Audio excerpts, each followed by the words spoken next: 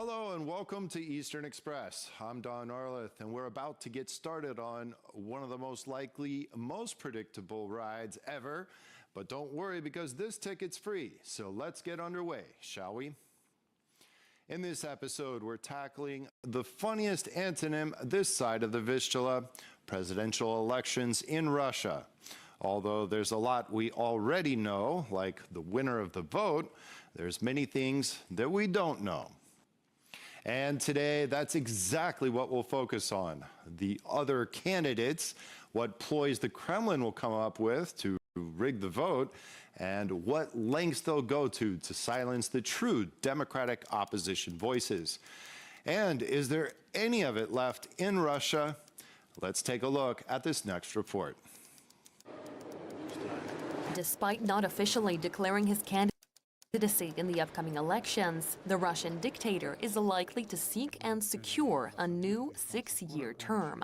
Russia's political landscape is buzzing with anticipation, at the same time as Russian lawmakers are voting on a proposal for the country's presidential elections in mid-March. Unsurprisingly, no formidable rival has emerged to pose a credible challenge to Putin's potential re-election.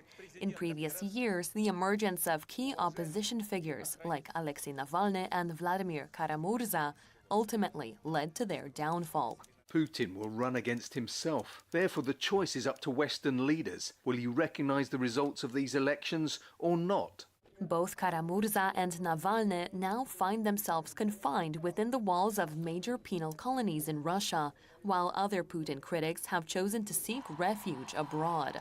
But while critics decry the electoral process in Russia as a charade, Putin supporters are citing independent polls, suggesting that the Kremlin autocrat's approval ratings are soaring above 80%. If successful in his re-election, Putin would surpass even the formidable Joseph Stalin in tenure, becoming Russia's longest-serving leader since Empress Catherine the Great in the 18th century. And now let's take a look at the issue in greater detail. Tonight, let's talk about Russia, a country known for its love of elections, as long as you understand that love in this context means about as much as a prenup agreement in a Kardashian wedding. So Putin's re-election is like the Oscars if they were decided by one guy who happens to be the only nominee. And this year, the Kremlin's election magic is more underwhelming than a magician pulling a dead rabbit out of a hat. There's even supposed to be a political reshuffle after Putin's inevitable victory. But let's be honest, reshuffling in Russian politics is like rearranging deck chairs on the Titanic post-iceberg. Remember the Unity Day public holiday on November 4th? That's when Putin was supposed to start his campaign, but he didn't. Some think that the Kremlin wants to shorten the election season, to keep the suspense and people on their toes. So what about the candidates? Well, they're about as energetic as a sloth on sedatives. Putin didn't even bother with one in 2018. That's confidence or apathy. Or probably both. But hey, elections are supposed to be fun, right? Like a festive atmosphere with an idealized version of Russia's future. But with the war in Ukraine changing things up is as likely as the concept of world peace. Not if Russia has anything to say about it anyway. Stability is the key in the Russian system, but even the best vodka can't preserve these officials forever. And let's not forget about 3 crises during the war in Ukraine. Their response ranged from, to let's pretend this never happened, but the real thriller here is the Kremlin's fear of external surprises derailing the election. And after the vote, big decisions loom, like whether to ramp up repression or focus more on the war. And as for modernization, well, let's just say expecting modernization in Russia is like expecting your cat to finally pay rent. It's a nice thought, but utterly unrealistic. So what's the Kremlin do? Probably what they always do. whatever they want with a healthy dose of who cares what everyone else thinks. Because in Russia, elections are as predictable as a Fast and Furious movie plot and just about as subtle. And now, here to shed more light on the issue is Jussi Lassila from the Finnish Institute of International Affairs. Hello and welcome to Eastern Express. Thanks for joining us today. Hello, thank you. Now, the suspense is killing me. I just don't know who is going to be the victor in the 2024 presidential elections in the Russian Federation. Can you shed some light? Well, this is maybe not so typical election, or first of all, put the election in a quotation marks, because the outcome as such is obviously clear, but there are, of course, might be some interesting implications regarding the result and what's going to happen next. But the elections itself is going to be a very poor, kind of boring, authoritarian ritual. Right now, do you think that the final results have already been determined at this point? More likely, yes. I think this is going to be a next or kind of an additional example of the Russia's authoritarian regression or general democratic deterioration that we can actually take back from last 20 years. We can say almost that every election has been kind of a worse than the previous ones regarding the dishonesty and all kinds of this sort of an authoritarian development. And I think this is not going to be exception. So we're going to see a massive amount of all kinds of manipulation and falsification. Right. I'm sure we're going to see record turnout and probably record support for Vladimir Putin. But I mean, technically, there are other candidates that will be in this election. Can you tell us a bit about some of those candidates and who they are? Well, it's actually pretty difficult to say very certainty who they're going to be. There are some notes from, for example, this Igor Girkin, this kind of radical nationalist sitting in the jail at the moment, who has announced that he's going to run for presidency. Then there are some other from Boris Nadezhdin, the kind of former liberal, or kind of so-called liberal candidate. And then there is an open question who's going to be the so-called leftist candidate. I slightly doubt that Girkin is going to be on that poll, because in the previous elections there have been kind of a coalition between leftist and patriotic forces. So in general, I think the sort of a candidate setting is going to be as in the previous elections. It's very carefully orchestrated by the presidential administration, that kind of each segment of or sector of the so-called societal support are somehow covered, whether they are leftist or whether they are so-called liberal, or even a kind of the guy who is promoting the entrepreneurial things, or even ecological issues, whatever. So this is going to be the kind of a composition. The main challenge is going to be that they should be at the same time a kind of new candidates, but certainly at the same time a boring, that not too powerful, because that would be the major risk. They don't want to repeat the scenario what we see in 2018 elections, when Pavel Grudinin from the Communist Party appeared to be too popular, and that was a kind of a mistake. Right. So well, let's see. That brings me to the question about Igor Girkin. Now, he's been quite critical, abnormally so, of Vladimir Putin, quite outspoken. He actually reminds me of a figure very similar to Prigozhin. And certainly the Kremlin would not want a figure like Prigozhin taking part in the election. So do you think he'll be able to speak to some of these election issues? And will his voice be heard?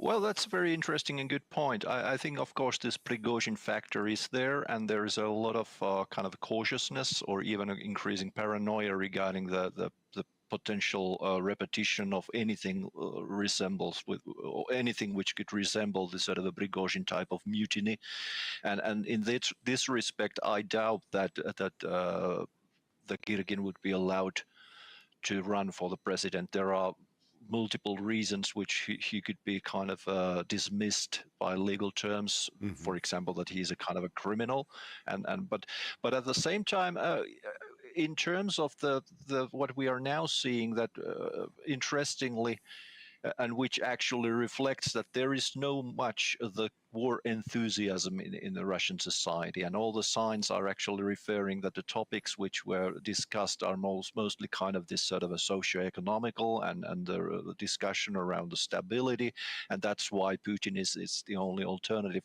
And in this respect, if they will choose Girkin as this sort of a warmonger or radical military voice, that could be a safe, because then actually Putin would perform himself as a kind of a sane and normal voice.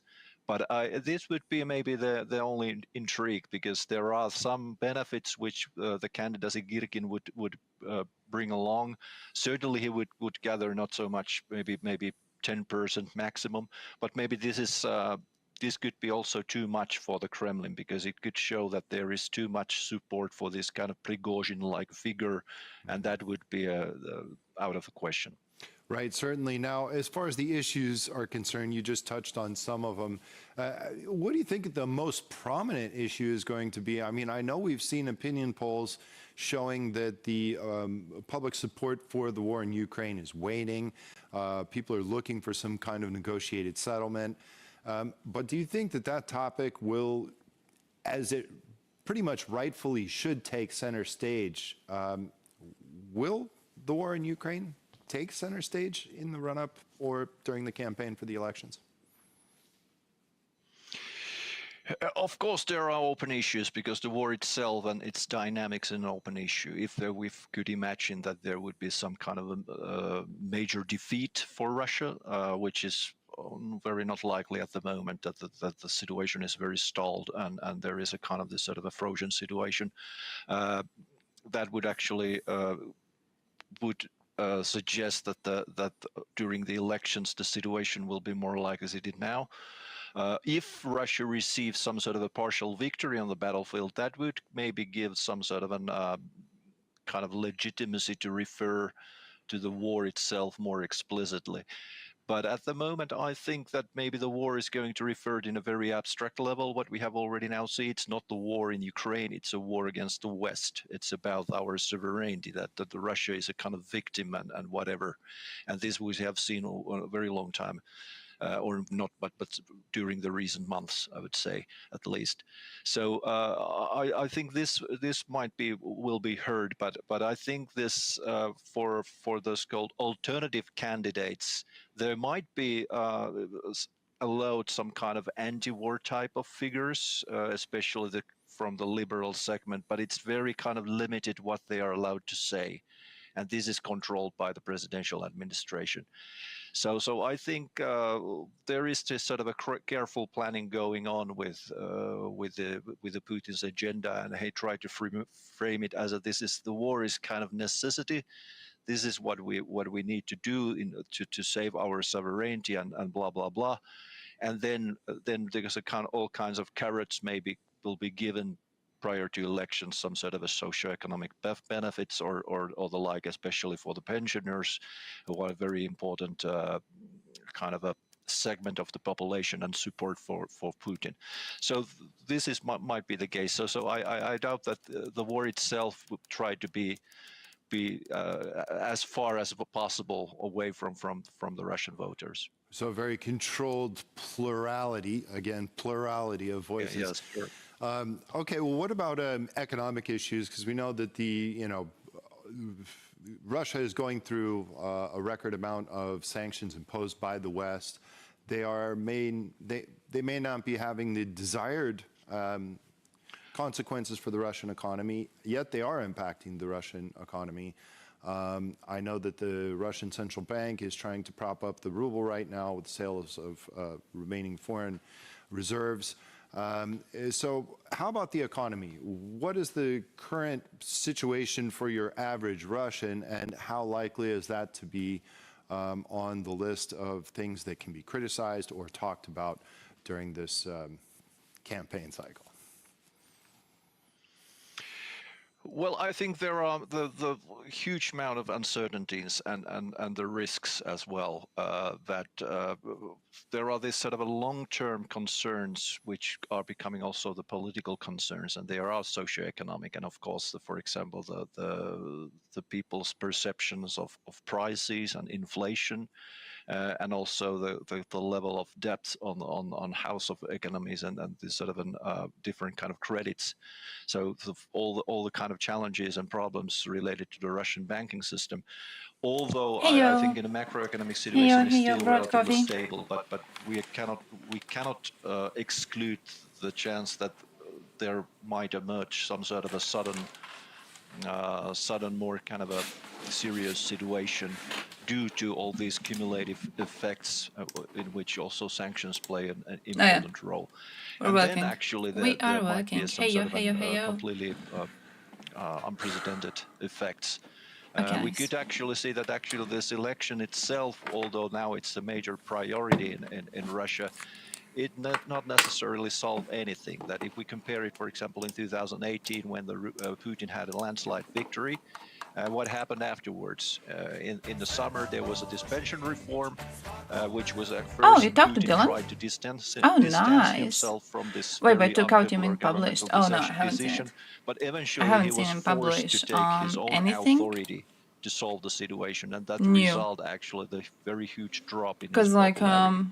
And that was in 2018. I was just collecting of course, shit then we can actually compare it with the situation that now you can this shift week's to some streams geopolitical and not issues. really watching But now anyone. you cannot do that.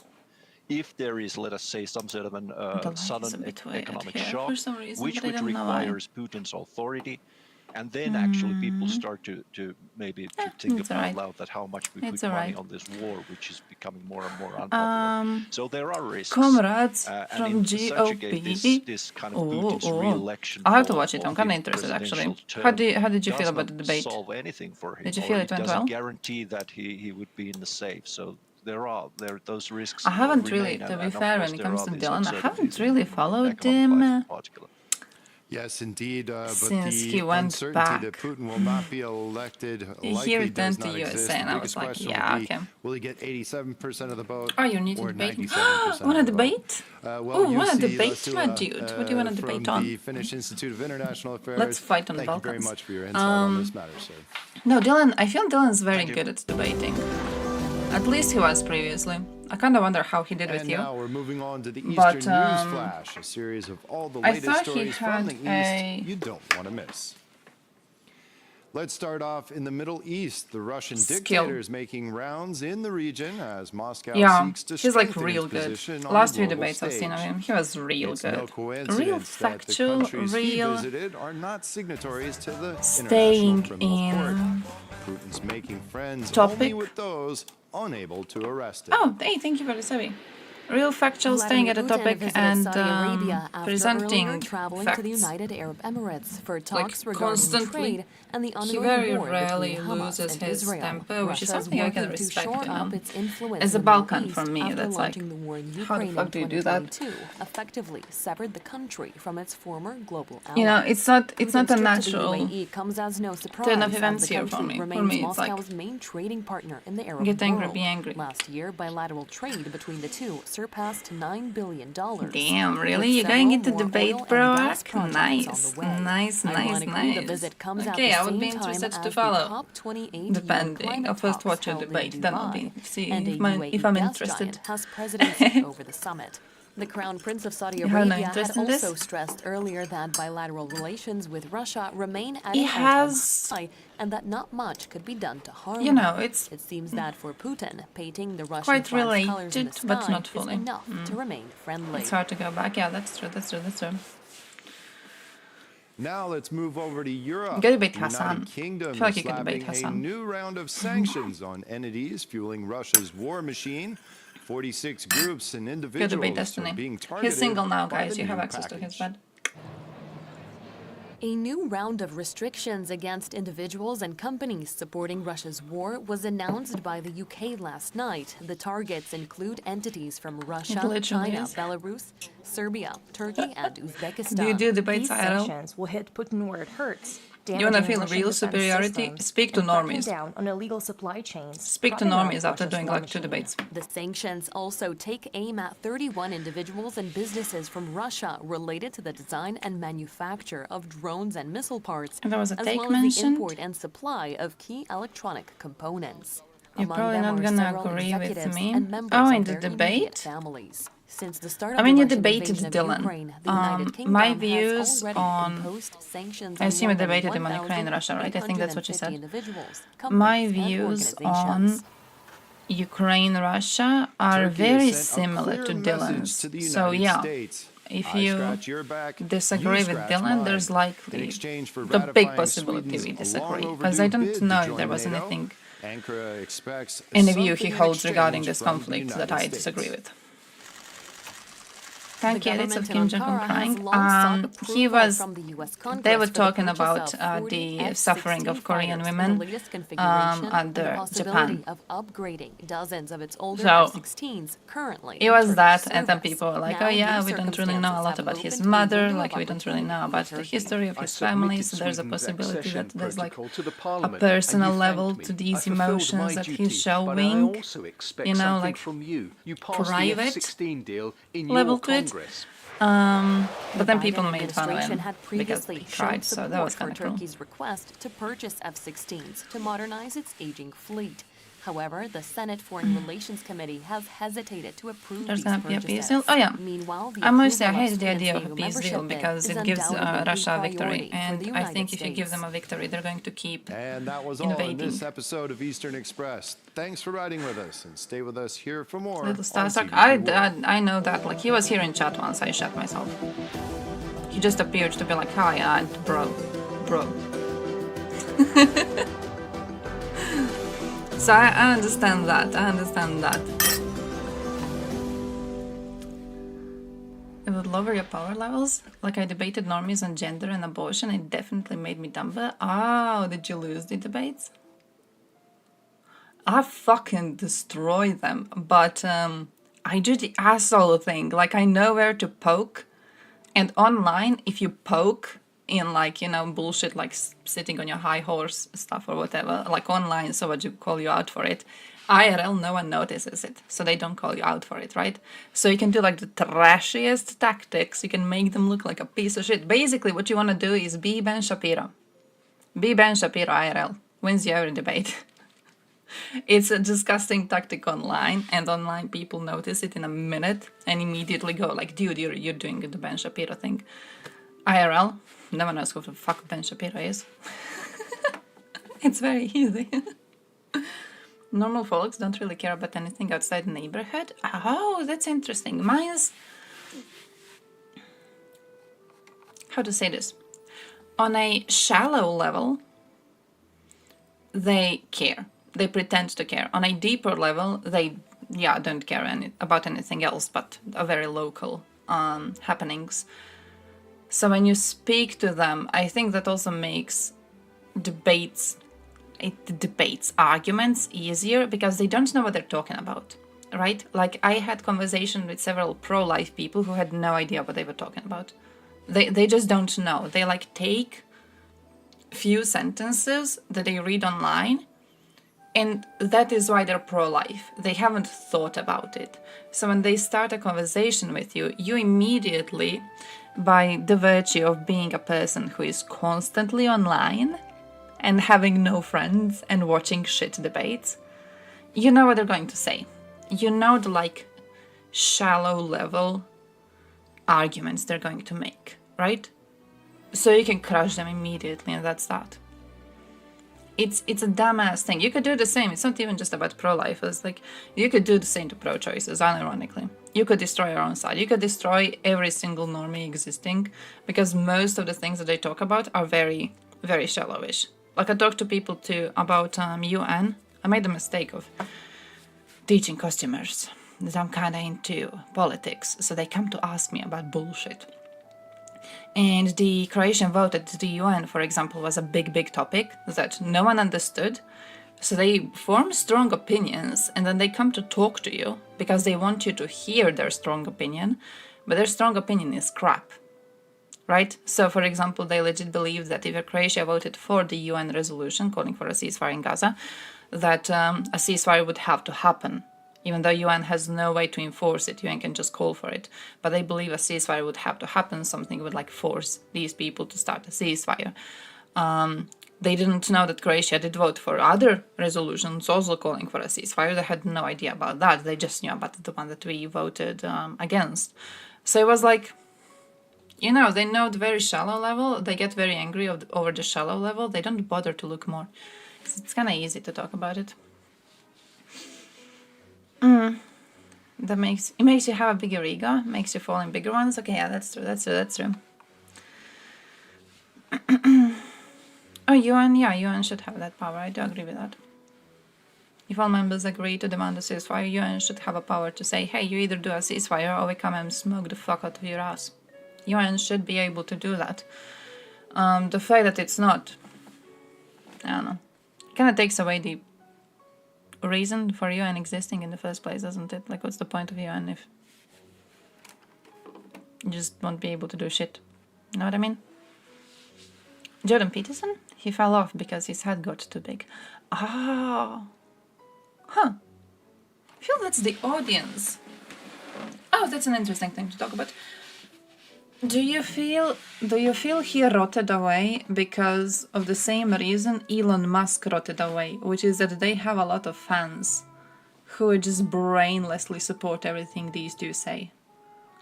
Because that would be my theory. I'm reminded of Elon Musk in that interview where he talks about advertisers to Twitter. And he goes, go fuck yourselves. And then he looks at the audience and he's like, he's waiting for their approval and he's not getting approval, so he repeats it. And then he looks for the approval again and he's not getting the approval still. And then the interviewer keeps asking him questions. And then you hear him being, you know, a bit lost because he hasn't actually thought about it. He just thought he was correct because he always is. And then he was like, okay, now there's going to be cheering. And then I'm going to know I'm correct because there's going to be cheering. But there was no cheering. So I see that, like being surrounded by dumbasses and then winning in supposed conversations with like MSM or whatever. It made him feel like he was in the right, grew his ego, and now he's really stupid on like topics that, you know, an average person would not have an issue with. Could be. Don't grow your ego. That's how you become also Tate. That's how you become a clown of a person. Debate bros? I feel there's something about debate bros. How to say it? It could be used in your own favor. But yeah, overall, I feel they are just damaging on the entire thing. I feel they're unironically damaging. Instead of debating other debate bros, talk to actual people on the ground in Ukraine. Yeah. It's like, I think there's a very big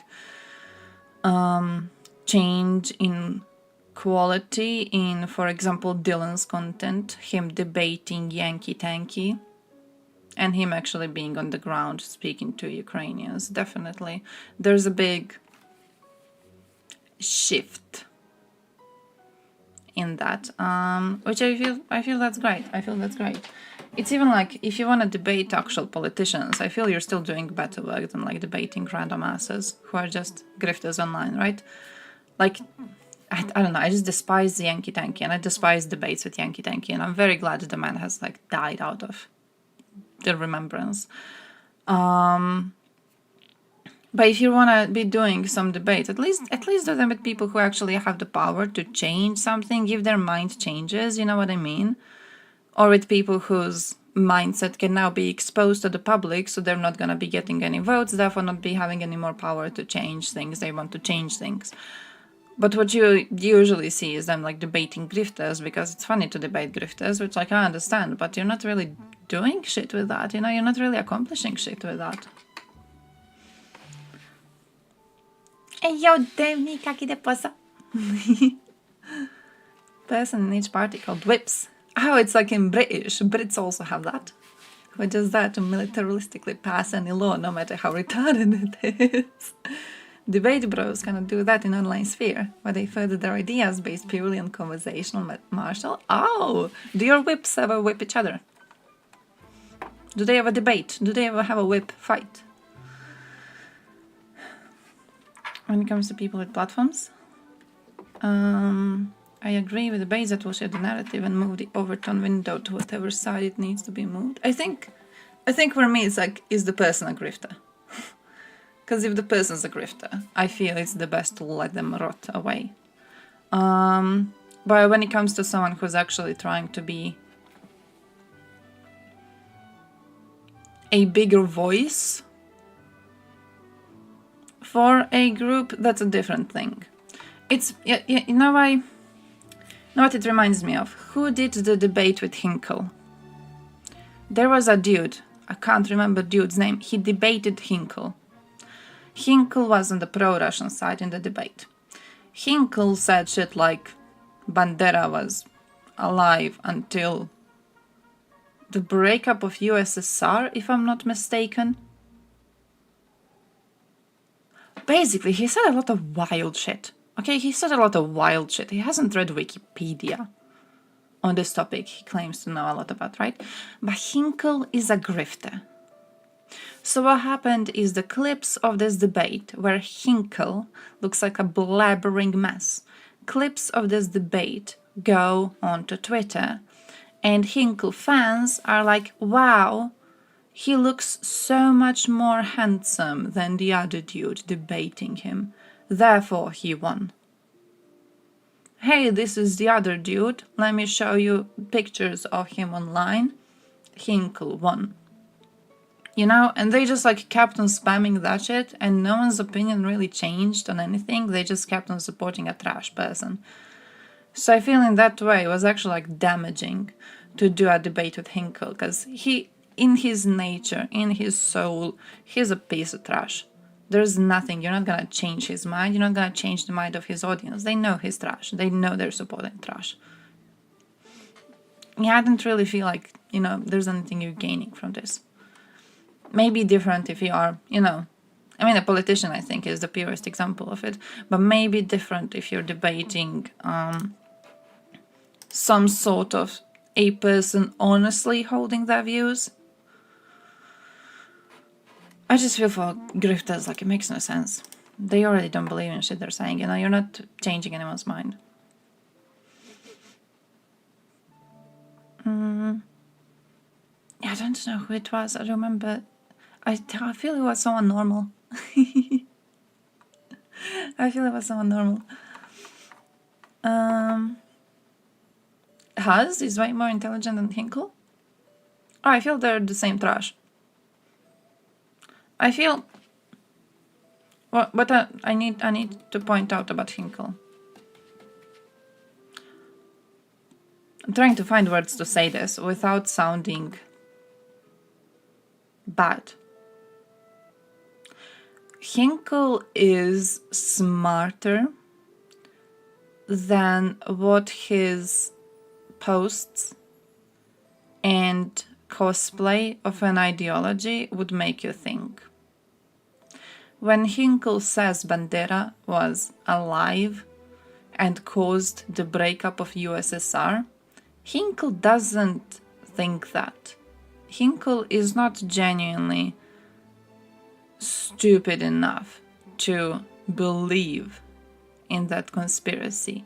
Hinkle sees what his audience likes to hear, and Hinkle repeats what his audience likes to hear because he's in it for the money. You know, when Hinkle shares videos of Assad crimes and lies about them being crimes done in Gaza, he doesn't do this because he actually believes in it. He does this because he knows he makes this post people interact with the post, he gets money. He's not actually as stupid as you might think. He just knows what's gonna get him cash. And you need cash if you're gonna, you know, hire an escort to be your fiancé, is all I'm saying. And you pull for a team, they're always cool no matter what. But the problem with team spots is when the team moves or you move to another city, your opinion changes. And then you jump ship to a new team. Oh, yeah, that too. It's like with online personalities who shift between different teams when it comes to ideology, you know? There's always something like an interesting story of how it happened, and the story is never, oh, a person genuinely looked into their beliefs and has understood that they are wrong.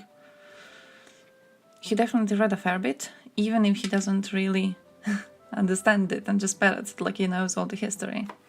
Ah, I would need to look more. I assumed Haz is really, really dumb, but that's because he screams at every debate I've seen him in. Like, he's a scholar on Marxism. I mean, but I've just seen him scream. I've just seen him scream around. My view of his knowledge of the topic is very low because I've never heard that man say a complex thing. I've heard him scream. He did a debate with Destiny and Dylan, right? On Ukraine, he was looking really stupid.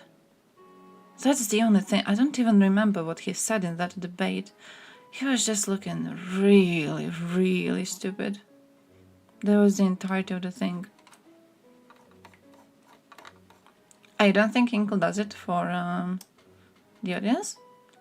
Wait, flag? We had a flag thing? Oh, I didn't see the flag thing. I did not see the flag thing. Oh, look, really? It's up there. It's up there. It's up there. True, though. No, I missed it completely.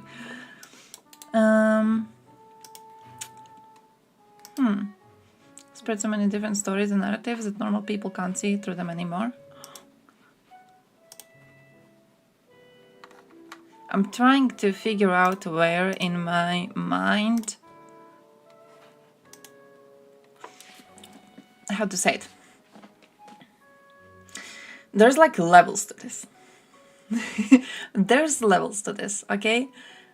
I genuinely think he's choosing to be evil. I think Hinkle knows what he's doing. I think he knows when he lies about something. I think he's aware of it. I think he's choosing to be this way.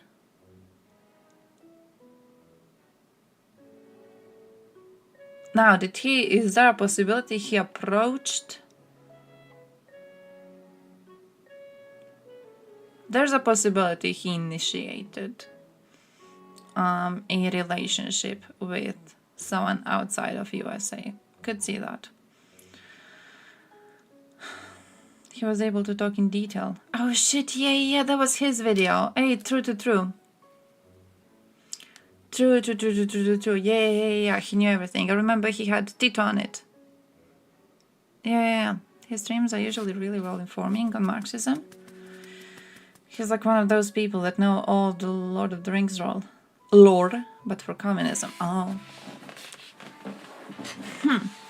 I think it's like I haven't really watched communism streams, so I think that's why my perception of his intelligence is negative, because what I did see him comment on was, you know, real events. Real events going on, and in these real events, he has not shown himself to be really smart. But yeah, probably one of those things where like a person is dumb on a bunch of topics and then smart on one, and that's Marxism out of all of them.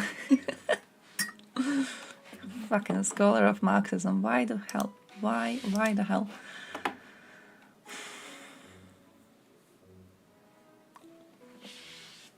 Oh, I haven't seen that one.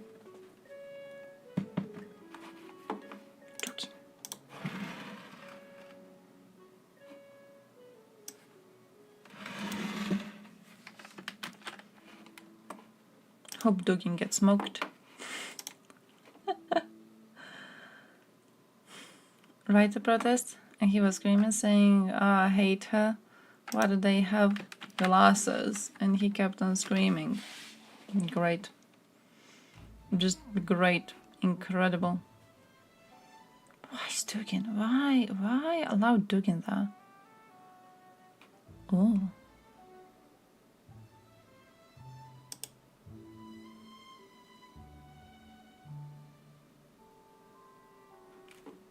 They say, hey, leave my man alone. Leave my man alone. He's gonna be fine. All right, I got one more video for you guys today. This is No, show me the clip. I don't want to watch the whole thing. Show me the clip to see if it's good. When I was a boy, I was 14 years old, I was in the streets. When America aggressed Vietnam, I was demonstrating. Today, what do you think of the occupation of Crimea? And what do you think of the aggression of eastern Ukraine by paramilitaries or militaries of your country?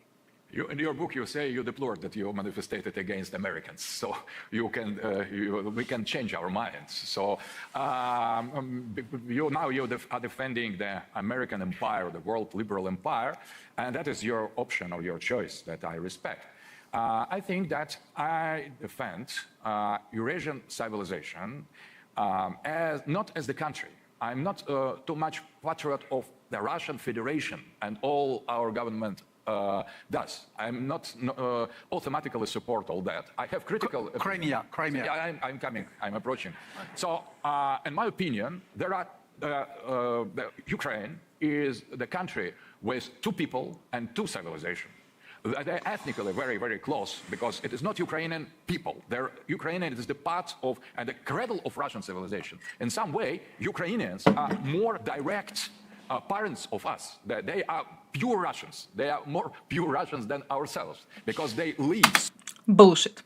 Okay, immediately calling bullshit. They're more pure Russians, Rus. You could call them Rus. You could call them Rus. You could call them pure Rus, the descendants of pure Rus, absolutely.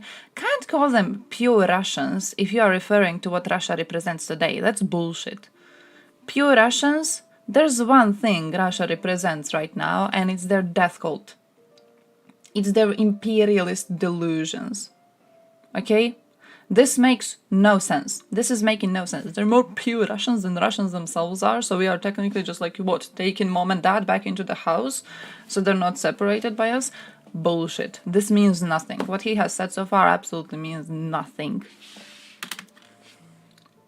Yeah, more pure Russians than Russians are. The fuck do you mean? Migrated to the east. So historically, Ukraine was created by two tendency of aggression of Russian Empire. Aggression against Turkey, because the new Russia, Novorossiya, was the part of Turkish territories. In Modern day governance, nothing.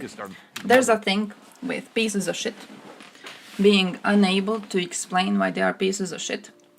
And then they will bring up either like historical arguments or some sort of a mythology to explain why they are pieces of shit, right? It happens with people cheering on civilian deaths all the time in every side of conflict ever. They will make up a reason why they don't see themselves as a piece of shit, and they will derive from like history of 100 years ago. Think of people now supporting the invasion into Guyana. Have you seen their arguments? Which is basically that in the time of the Spanish fucking Empire, this land used to belong to Venezuela. That's what it is. It's like, oh, I'm a piece of crap. I'm supporting piece of crap ideology. I'm supporting piece of crap choices. Let me drive from the history of centuries ago to explain why I support this. Killing people right now, absolutely fine, because centuries ago, Rus existed. And then we migrated to the east. Oh yeah. Like I feel a lot of people who first heard of the imbecile speak are surprised by him. I feel a lot of people who first like experienced the person. It's not really a new thing. When his daughter got exploded, lots of people for the first time heard of his existence. And you saw a lot of people sharing his clips around being like, whoa, mind-blowing. He's not mind-blowing, he's an imbecile. He's an imbecile. Nothing he says makes sense. He's the Jordan Peterson of Russians. Know what I mean? He's the Jordan Peterson of Russians. He is a smart person for someone who hasn't dabbled too much into the topics he's talking about. Once you hear him speak a few times, Venezuela was next, they found oil. Yeah, and the leftists are supporting it. Because during the Spanish Empire, that land belonged to Venezuela.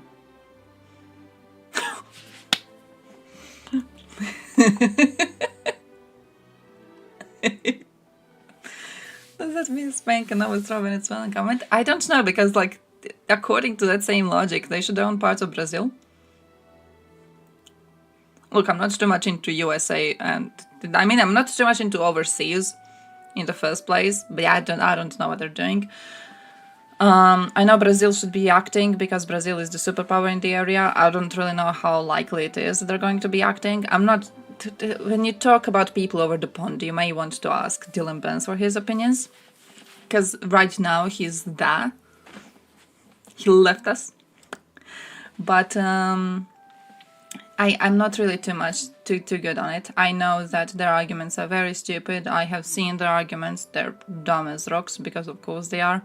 They're doing the USA thing of like, oh yeah, well in Guyana only a small percentage of people are actually indigenous to the land. Most of the other ones are settlers. So, you know, this land can be annexed by Venezuela because most of the land are settlers anyways. Which, like, I don't know, personally makes no fucking sense. What do you mean? what are you talking about? Yeah, I don't know. I don't know. I know the arguments are really, really stupid. But basically, yeah, that's...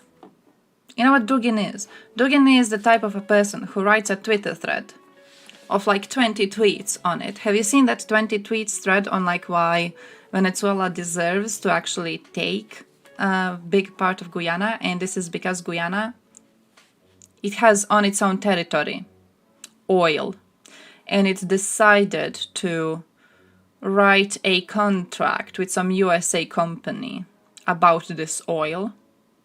And because it signed this contract with a USA company, it's technically a USA puppet, so now Venezuela has the right to go and invade them.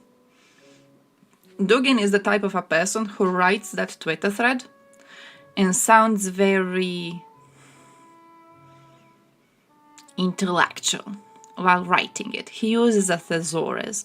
So he writes a Twitter thread on a stupid idea. He writes a whole Twitter thread on a stupid idea of his. But people who first stumble upon it, they see long words. They see words they have not seen before. They see Exxon and they're like, oh, I have never heard of this company earlier. So they think he's smart. And that's what he does in these debates too. You think he's smart. Because this is the first time you're meeting this opinion. Hear it a few times, see it debunked a few times, even better. You know he's talking shit. Oh, I would need to look into that. I looked into, yesterday I looked into the share. How the money is to be distributed from the oil. Because someone claimed that like only a tiny percentage is going to go to Guyana and everything else is going to go to USA. And then it turns out that they were misrepresenting the percentages all along. So far that's what I know. But to be fair, I wasn't really focusing on it, to be honest. I'm not really a good person to talk about this. Borderless world, hearing Dugin speak made me wonder how it could be achieved from his perspective. You are aware Dugin supports invasions into foreign territory in expansion of the Russian Empire. The way Dugin supports the creation of a borderless world is everything is going to be under Russia. He has a very neat way, very nice way to present his ideas. He's a Russian imperialist. His daughter was a Russian imperialist. There is nothing uniquely intelligent about the ideas he's presenting. He wants a borderless world in the same way he is okay with borders, between nations being deleted in Russia now. Now how they have like republics, there's a bunch of republics there, but most people don't even know about the fact that these republics are people with their own national identities. How many Westerners know about Dagestanis? How many Westerners know about Tuvans? How many Westerners know that Chechens tried to get out and then couldn't? How many Westerners know about Tatarstan? A tiny number. But what they do know is Russians are there.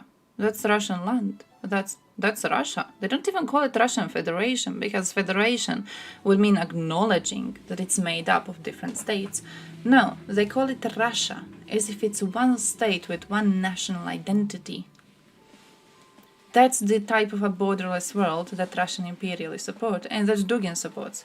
He's okay with the borders of Russian Empire spanning elsewhere. There's not gonna be borders. There's technically no borders, between republics right now. Where are we watching and talk? Because I like watching clowns talk. I like hate watching people. I watch Hassan. And that wasn't liberated or created by Western Russian so-called Ukrainians. So Russia has historically... See. He did the thing with they are more Russian than Russians themselves. His purposes, by the way, this was, who remembers Zelensky? And Zelensky got clowned for this. And I will die angry. I will die angry at some of you fuckers, okay? I swear to God, I'm gonna die, I'm gonna crawl out of a grave, I'm gonna come into your house and haunt you forever. Zelensky got clowned for supporting that idea that Russia should be called Moscovia. And ironically, one of the best propositions that could be made in today's day and age should be supported by everyone. The idea that Russia should not be having the name Russia it has today, should be instead be called Moscovia, stems precisely from the fact that Russians, because they share Rus, they see themselves as Rus. So when they talk about Ukrainians being more Russian, they mean Ukrainians were closer to the original Rus. But they know that when they speak to a Westerner hears Rus and then knows of Russia, and they go, same thing basically, the name just got a little bit longer. It's as if you would believe that Romanians now hold a claim to all of the lands of the Roman Empire. It's the same logic that he's using, but it works. It works. So, yeah, that's what he's doing now. Now he's deleting the whole Ukrainian identity, which also makes no sense. It makes no sense he's deleting the Ukrainian identity. Because from Rus, you had Belarusians come out, you had Ukrainians come out, you had Moscovians come out. Right? 3 very separate groups with very different cultures. But he is purposefully using the power of the name because he knows a Westerner will not question it. And a Westerner will likely not question it.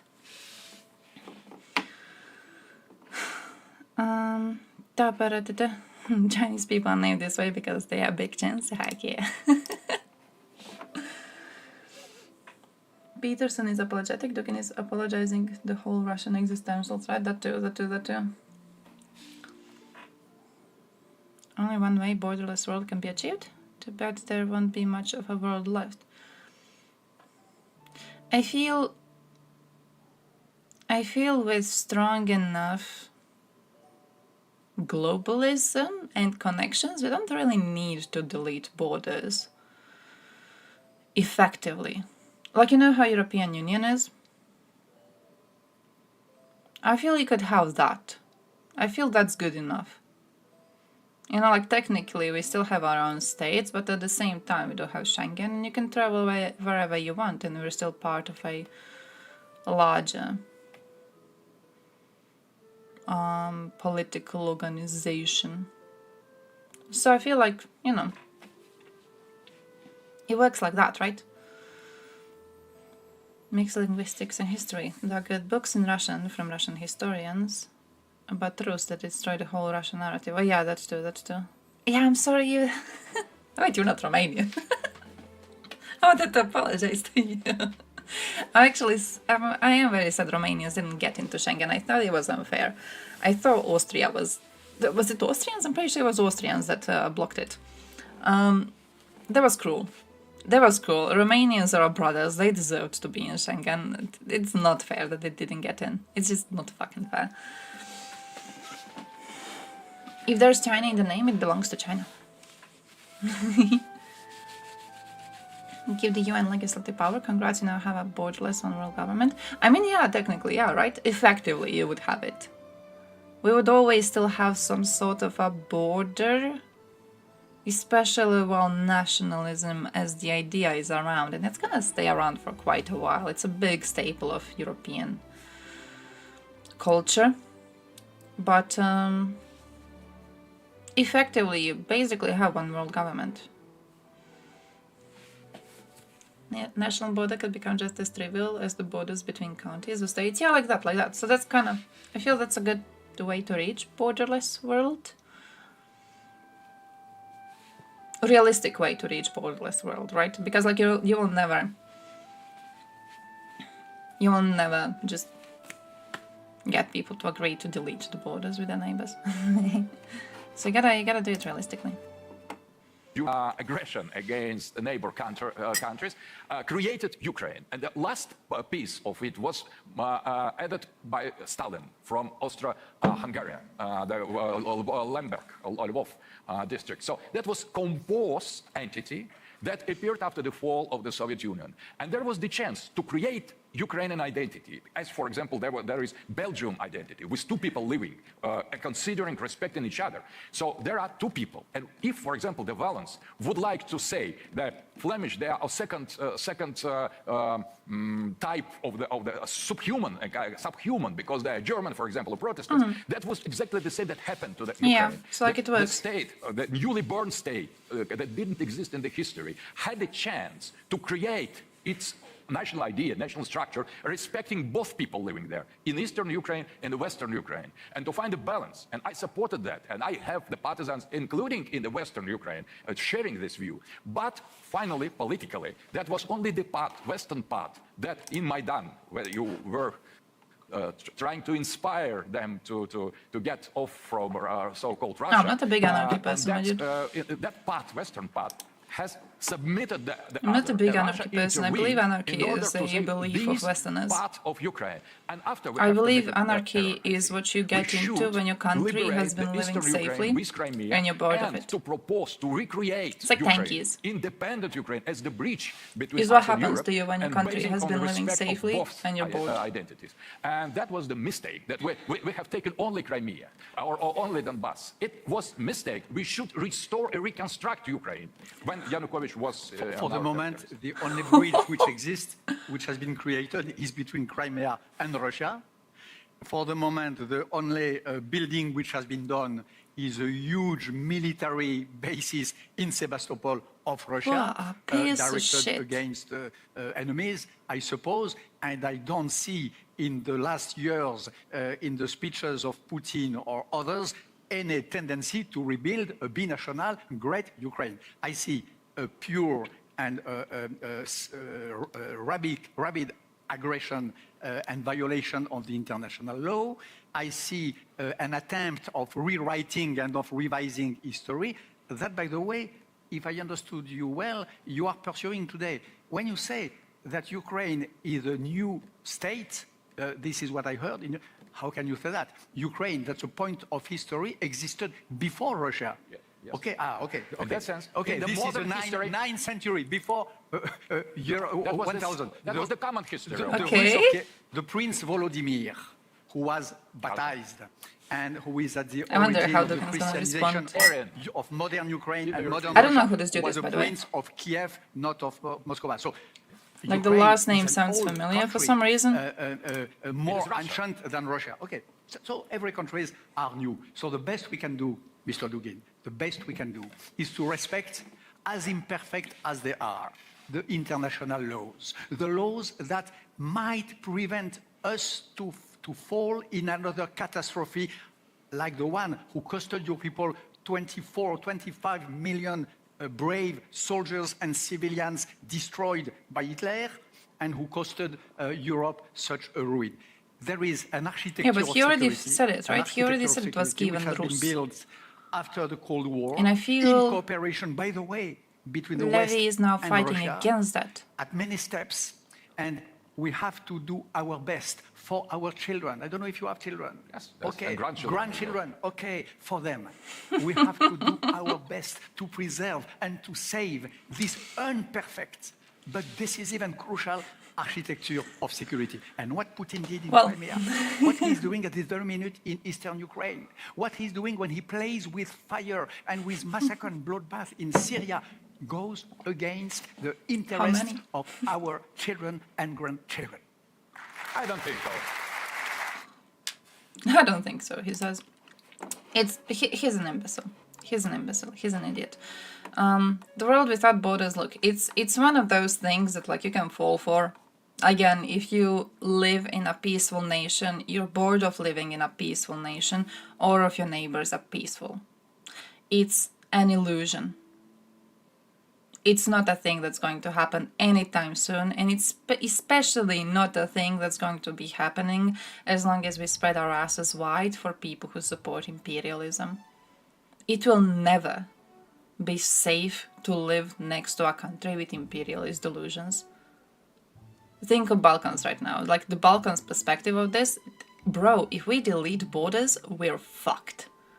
We are fucked. The amount of ethnic cleansing that would be happening on our areas if we were allowed to go pre-Peace of Westphalia, and if we were allowed to instead be controlling areas based on how much influence our leaders have. No. Oh no. It's an idea that you can fall for if you're a Frenchie and you're surrounded by peaceful people. And you're like, I'm bored of being surrounded by peaceful people. I'm bored of having these borders. What's the point of these borders? It's not like they protect me from anything. These people aren't my enemies. And then it's easy to fall for the idea of a borderless world. When you are actually living next to a state that wants to do ethnic cleansing on your areas because it deems these areas to be something they have a historic right to, borders are God-given.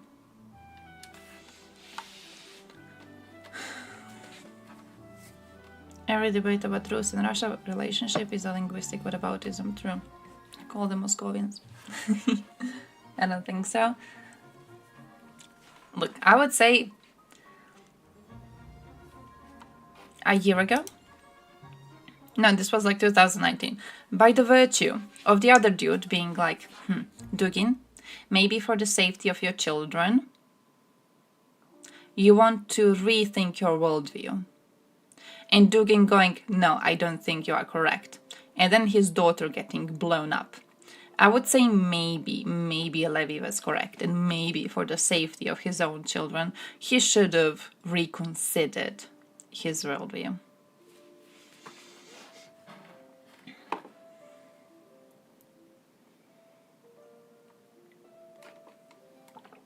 Voxferry. That is... By the way, I have to check my news. I have a lot of news that you haven't seen yet. A bunch of news. You haven't seen any of those news. Oh. Oh.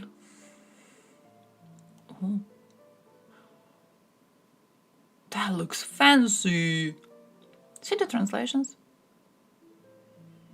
See the translations? Isn't that kind of what Israelis are arguing right now? Wait, when you say that, you mean what? Because I was on the blowing up kids part. I was on the, I mean, technically, but I was on the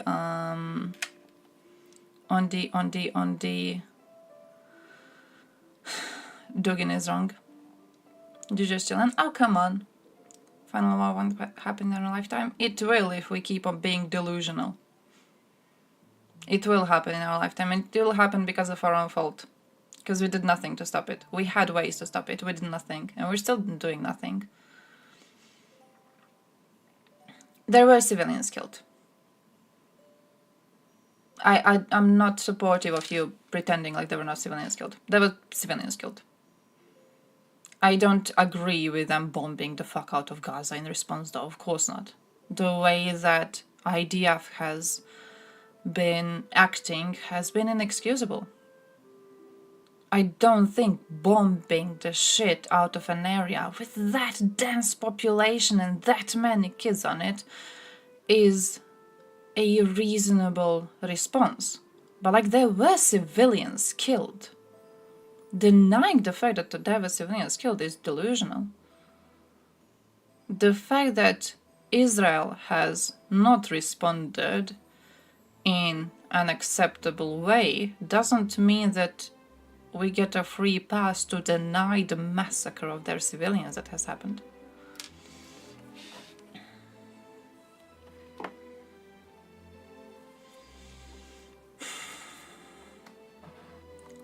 Dugin's daughter?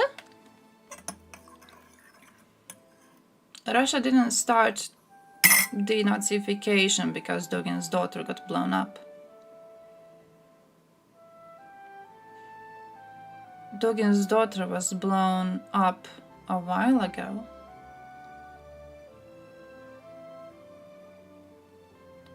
And that was way after Russia started invading.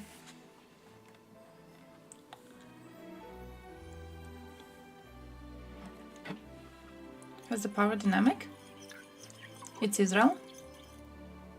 It still doesn't give you the right to deny the fact that their civilians have been killed, though.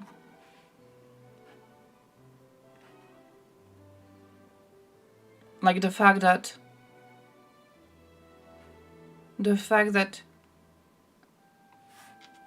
Israel has responded in a way that they have responded is in no way a reason to deny what Hamas did. Yeah, but it was a lie. Ukraine didn't. It was a lie. We have the numbers of deaths. We have the UN confirmed numbers of deaths. We have admissions of Russians who invaded Ukraine back in 2014.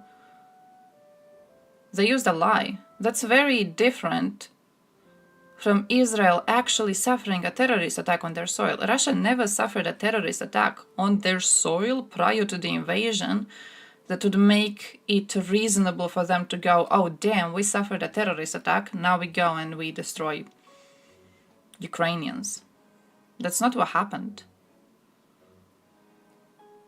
This is like when people compare, I've seen lots of people, Twitter specifically, comparing like Hamas to Azov. Makes no sense. Makes no sense. There's no comparison there apart from looking at two conflicts you don't understand and then trying to draw a comparison. Like, literally no sense. So, what you have in the video, like, we can watch the video, but like, here's my thing, okay? I believe anarchists are stupid as shit.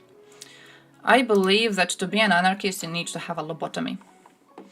I don't... John Mearsheimer, great! Now we're watching the video, because I want to shit on both of these. I don't actually know what Lex Friedman thinks. I know Mearsheimer is an idiot. But here's the thing, okay? Anarchism is a thing what you fall for when you are an edgy teenager living in a safe Western state. You fall for it based on ideology and ideology alone. Yes, world anarchy, same thing, bullshit. It's something you fall for when you're a teenager and you watch YouTube and you watch speeches, you watch little essays on these ideas. And then they sound really smart to you, the same way that Dugin sounds smart to you, because it's the first time you've met this sort of thinking. And then you go out in the real fucking world and you figure out, hey, look at how many ethnic cleansings have been stopped by us having a very strong and very strict idea of what international law is and what rules you are not allowed to break and what lines you are not allowed to cross. How many people are saved because of this? This idea of like, oh, we go into global anarchy, we go into world anarchy, we achieve peace. Bullshit. That's bullshit. That's like literally, like in your free time you watch YouTube essays. You're like those people who know every single detail about what they consider to be ideology of communism, but then they never actually bother to look into the real life cases of when we tried communism and it resulted in deaths of millions. Like falling balls deep into a political ideology and the idea of what you want a world to be without actually taking into account the real world around you, it's senseless. You can't be building opinions on this based on fucking YouTube. What's even this? I got him what does he do? Interviews? No. Podcasts? Podcast is a word. Holy shit. Yeah, I can't be building your opinion of how we achieve a just world based on podcasts.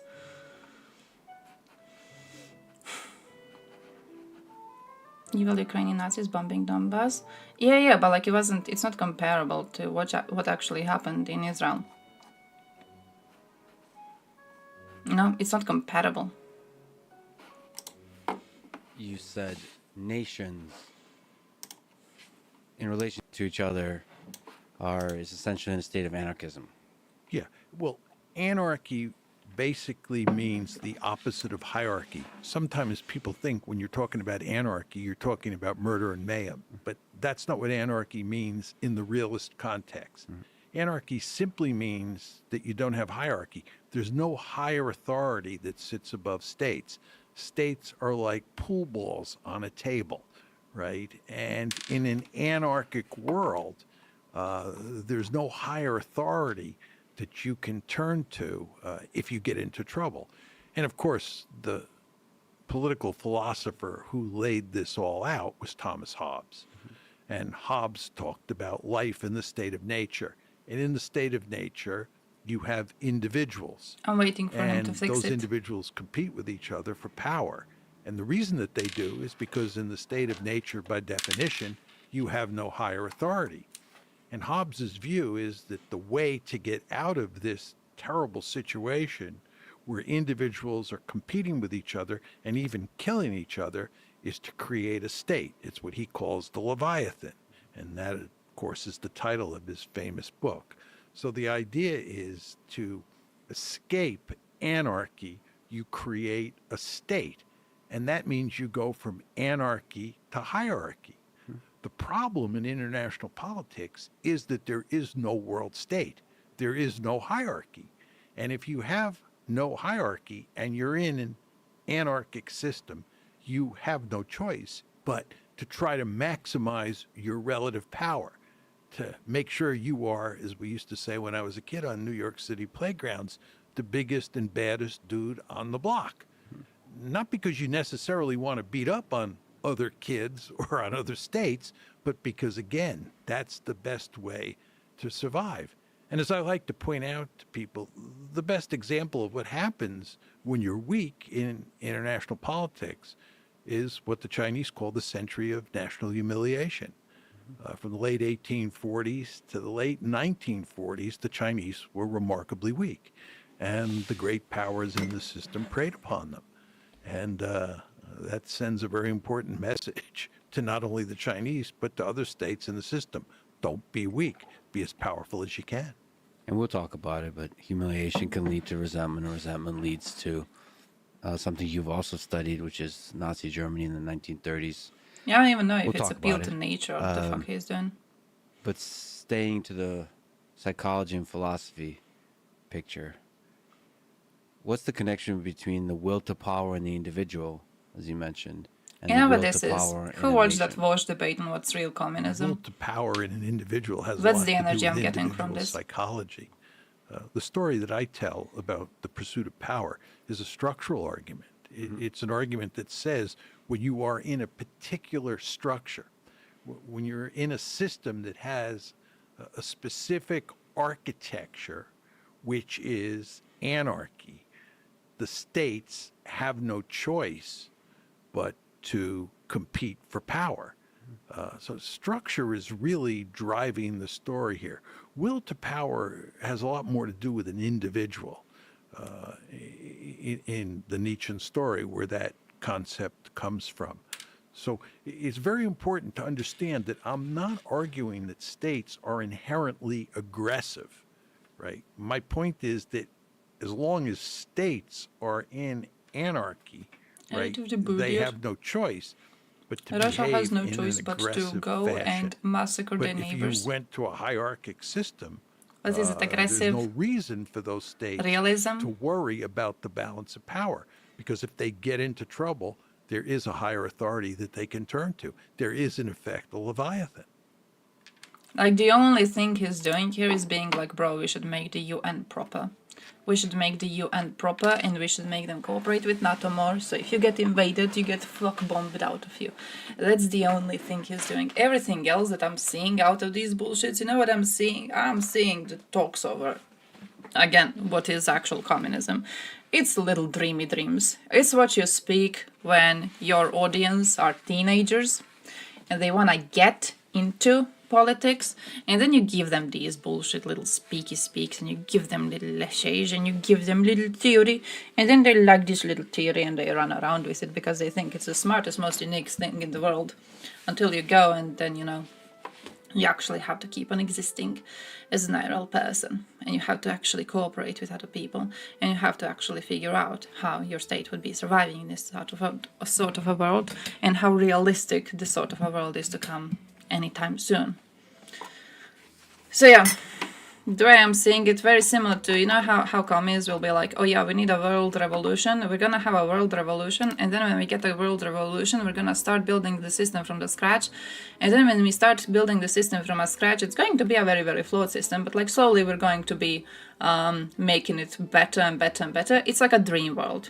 You're talking about a dream world, you're talking about dream bullshit that's never going to happen. You're part of the real world right now. Let's talk about how we could be fixing this right now. Maybe let's talk about realistic ways and the realistic changes we could implement in the system. And then let's move on along the way, instead of, you know, amplifying the voices of people who support aggression on other states because they think it's just in a nature state to do aggression. I'm just pissed off. I think, look, I'm a hater of fucking anarchists. I'm a hater of anarchists, I'm a hater of communists. Okay, I think they're a blight on existence. No, find me an Eastern European taking that shit seriously, and I'll find you an Eastern European who would be willing to drive a Russian tank himself into Hungary to kill the protesters, okay? Less utopian communists, more educated ones. If for no other reason than to keep some reins on capitalist successes, I can actually agree with that. I think like communism by itself, and especially when you talk about like, oh yeah, this is the current state of capitalism, we really could use something better. You know, we could use something better. I think there's a way to reform the system, and I think there's a way to reach something better. I definitely think there are some things, as much as it hurts to say this, but like there's some things that you could learn from states that attempted to do communism, failed, unfortunately, or fortunately, who the fuck knows. Like, would the utopia of communism be better? We never reached it, we'll never know. But some states attempted to reach it. There was something to learn from them. We can take it, right? Like Lenin letting women work. I was mostly thinking of like how many people who are anti-communists are very strongly against. What's in my mind right now are the apartments, the commie apartments. You know what I mean? It's like, I feel you have no reason to be against communist apartments unless you just wanna cosplay an anti-communist, right? Honestly, deep inside yourself, you know that was a good thing. You know that was a good thing. It's good to have a bunch of apartments. Yeah, they were crap. Yeah, the power usage was ineffective. But they were like cheap. Yeah, cheap housing for everyone. That was a good thing. You know that was a good thing. I have never heard a good argument against it. Like, you know that was a good thing. Right? We can learn from that. We can implement stuff like that. They were disgusting, but they were housing. They were housing for everyone. Okay, now asbestos. We didn't have that issue. I washed my hands of that one. But cheap housing for everyone, Yeah, but like the alternative is 5 people family being what? Outside? Homeless? When you look at the alternative to it, like it is a situation that people took when they didn't have another option apart from being homeless, right? It's not like you took a family, which by the way could have been, okay, talking about USSR was shit on this, so maybe, okay, maybe. But it's not like this 5 people family would instead have means to have a comfy apartment, right? Their alternative was being homeless. So this was like, okay, alternative. I think it was acceptable. Of course, we're not commies. We're not dirty little commies, okay? We can do better apartments. We can do apartments that actually have efficient energy usage, efficient heating systems, my dudes, okay? You know about the heating systems of commie apartments. We can do better.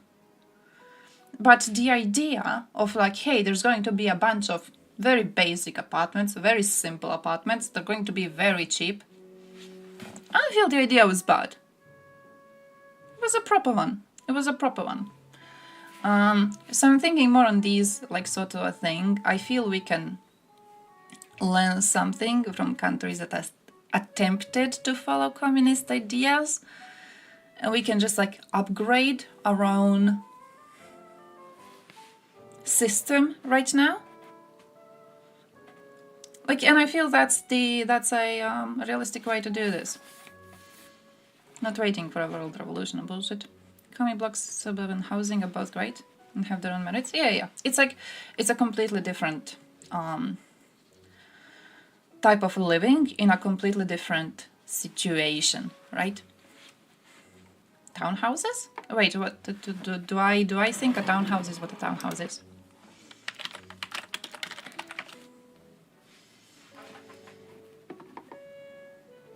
What's a townhouse? Oh, like these single family things? Oh, I understand them. Like, okay, I don't know how it was, like how it is in your towns. Here we got like rich areas of towns, middle of town, and most of these houses are houses that were made like when the town was young, and then they just stayed where they used to be, you know? So it's like a private property. So I think it's one of those things where we can't really do much. Are you building new ones en masse? Oh. Okay, that's... Just build fancy commie blocks. Just build fancy commie blocks. Do adhere to regulation though, of course. Like there's regulation for like common housing that I think is really, really important to respect.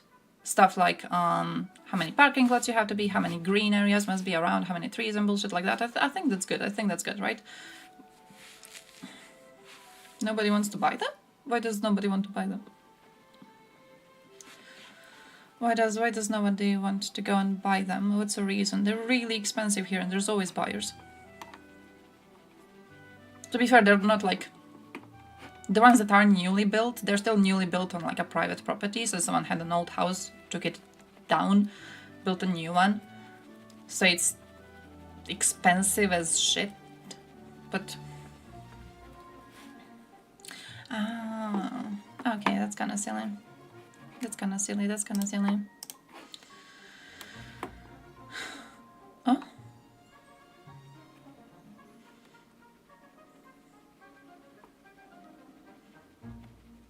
Yes. Oh, you're talking about these. Okay. Everyone knows that's what they'll be in 20 years' time, despite costing 500k now. Oh yeah, okay, that seems stupid. Comrade Igor! But, yeah. We were some anarchists. You wanna defend some anarchists? Feel happy for it. I think I'm way too Eastern European for that bullshit, my dude. You need some Frenchies for that. Need some Frenchies. Need some Italians. There's an anarcho-capitalist existing on Twitch. Maybe you need that one. Maybe he would be very open to the idea. I like borders. I like borders. I like having world police in USA.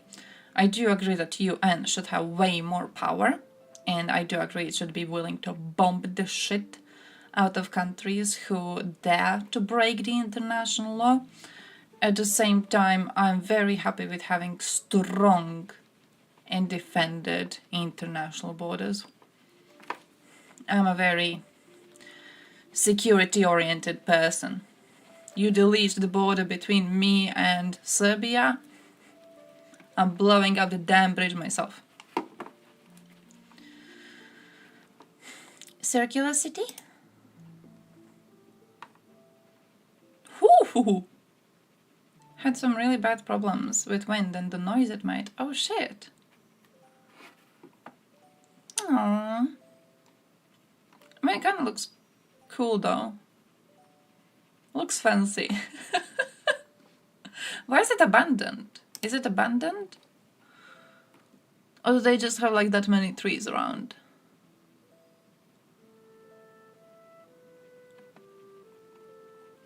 Why build it in a circle and not in a cube? Just for aesthetics?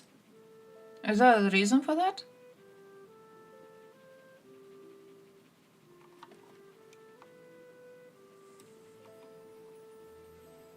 Looks quite futuristic.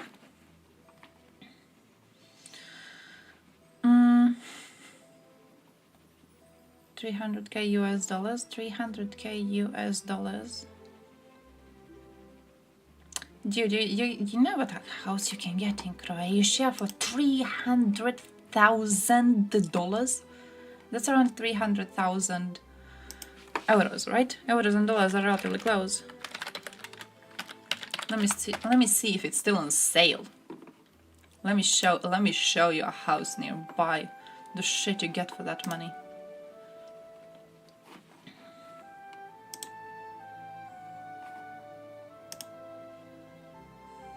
You have our houses?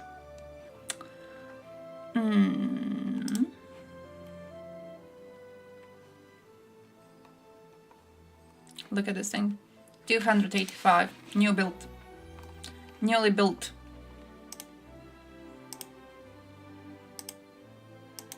This shit's gonna get bought by a politician immediately. Just fucking immediately. I'm pretty sure it's like already in the process of it's supposed to be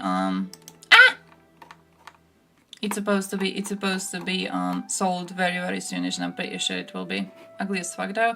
Oh, they jerk off over these modern looking houses. It's ridiculous. It's a new trend in Croatia to have these things. The cubey little thingies. The dead inside houses. They'll like them. They'll like them. It's an expensive part of the city. They like these bullshits. It's ridiculous. You also have like these types. 219,000 also. Like, this is the middle of the fucking city, okay? This is the expensive area. This is the good area of the city. More normal architecture, I would say. But also like a big house. Big house. Plus fancy, genuinely fancy area of the city. So, you know, I feel we get a nice amount for our money. Like, you can get this one, and it also has a place where you're supposed to have a bar. And you get it for 148,000 euros. Look at this. Big house, plus you get bar space, so you can make a bar there. How cool is that? There's lots of reparations. I assume that's why it's only 150,000. Like, you need to invest a nice amount of money into it to make it better. But that's a huge property, my dude. Come on. Like, very good. Come to Croatia. You need a house? Come here. We got some cheap houses. Get some cheap ass houses. Okay, this one's huge. 639,000 euros. Holy crap. Holy crap, also gonna get sold immediately. I got lots of lawyers around. Old school Estonian. Yeah, I didn't click on a lot of links, you just reminded me now. 300k in California. Do I get an apartment with like half a bed on the floor and that's it? Ooh, I like that. Ooh, I like that, I like that, I like that, I like that. That looks really, really cool. We had... Fuck, I need to show you a house. It reminds me of a house I saw here on sale. It was also wooden. It was also a wooden house. I don't know if it got sold ever since I saw it. Because I saw it and I was like, oh. And then I lost it. I probably lost it. Oh, it was quite similar to that. Housing spot where housing is still cheap, but also not too close to Serbia. Yeah, actually, I would say close to Serbia. It's a bit more expensive lately. I mean, that's a lie. I do know why. It's because it's a cool place. Our border with Serbia it's a river. People like rivers. Okay, we built a lot of weekend houses up on the hill, and then you're on a hill and you look down and you see a river and then you see Serbs. Losers. It's a fancy spot, so we got a lot of people buying weekend houses, buying normal houses, making them into their little weekend houses. Mostly politicians, mostly very, very rich fuckers. So, close to Serbia, it's actually quite expensive. It's getting more expensive. So, like, you don't wanna... It's very expensive in cities, and it's quite expensive just close to Serbia. So I'm talking border areas close to river. And then the farther you go from the river, the more you go into, like, fieldy areas. It's cheap. Very cheap in, like, villages and bullshit. I'm not sure how much it costs in Lika. Do we have Lika? Ličko-Senjska, let me see. Ličko-Senjska, oh no, that's like the tourist houses too. I forgot about their tourism bullshit. Why do we not have tourists? Brodska-Posavska. I feel it could be that one. Do we get tourists there? Yeah, 29,000. 29,000. 27,000. 20, but like this one's not good. That one's not good. You don't want that one. You want one with furniture. Can I put filters on to have like furniture in? Filters.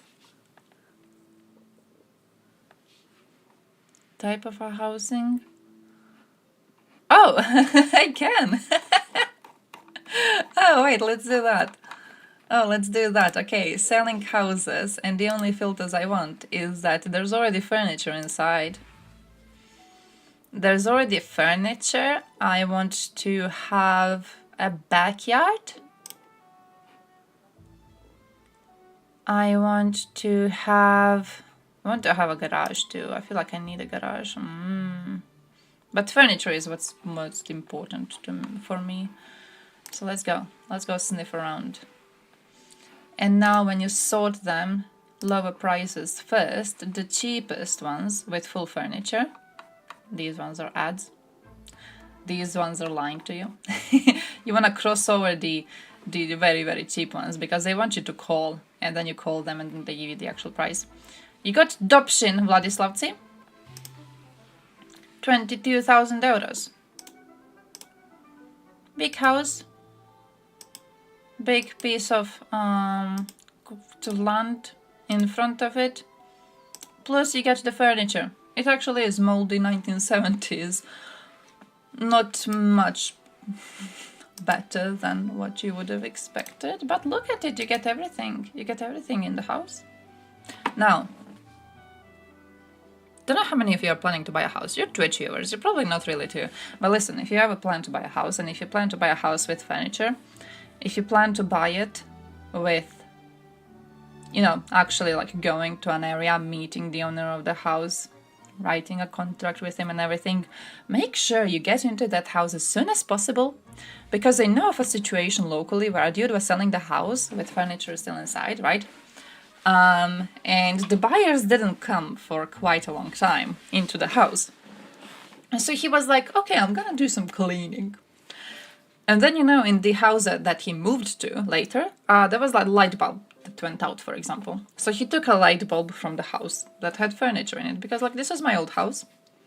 Surely they can buy their own light bulbs.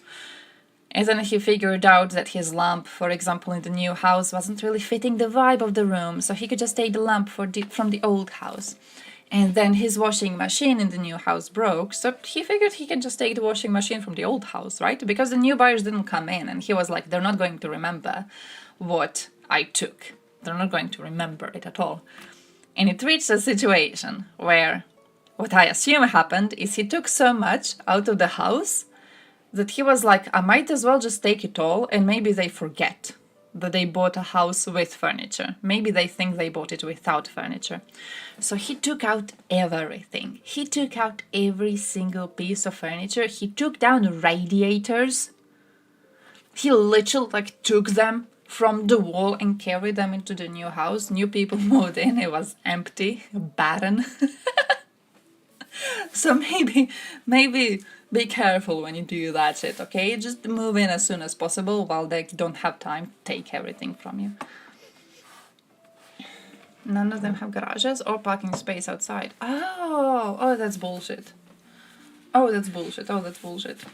Yeah, especially if public transport is shit. That's crap. They have legislation here, rules on how many parking spots you must have. It's at least one per apartment. No one's really upholding the rules. You very often had situations where there would be 4 buildings, for example, and all of them would share one parking lot. So they would build enough parking spaces for 1.5 building, for example, right? So each building, when it was writing the project for it to be built, they were like, oh yeah, I have a parking space for every one of my cars, and then some extra that is used by buildings around. They actually cheated on their projects. So every, building was built with the idea that they are going to be the ones using their fair share, and then the other buildings are going to share the little corner of the parking lot. And of course that didn't happen. So now we're trying to punish that, actually. We're trying to be a bit more strict about controlling that in the city, but yeah. Cheap castle. Oh shit, wait, I missed the castle. How expensive is it? Whoa. Oh shit, I mean, I thought it would be more. What is the worst thing about castles? This image makes me think, you know how much cleaning that is? Are you aware how much cleaning that is? You wash these windows, and then by the time you wash the windows around the whole castle, you can wash these windows again. Look at this. You know how much dust gets onto this? Why would you need so many chairs? This is for people who have friends. You know what this is? I read a Reddit idea, actually. You reminded me of it. You know that there was a thread on Reddit on how much it would cost to build a building for all of your friends. So the idea was I have 10 friends and I want us all to live close to each other. So we could, I don't remember the amount of euros that they calculated, but it was every friend's family has a nice big apartment, right? And then there's one shared floor for shared spaces. And we could all live in this building and, pay the energy bills and everything together.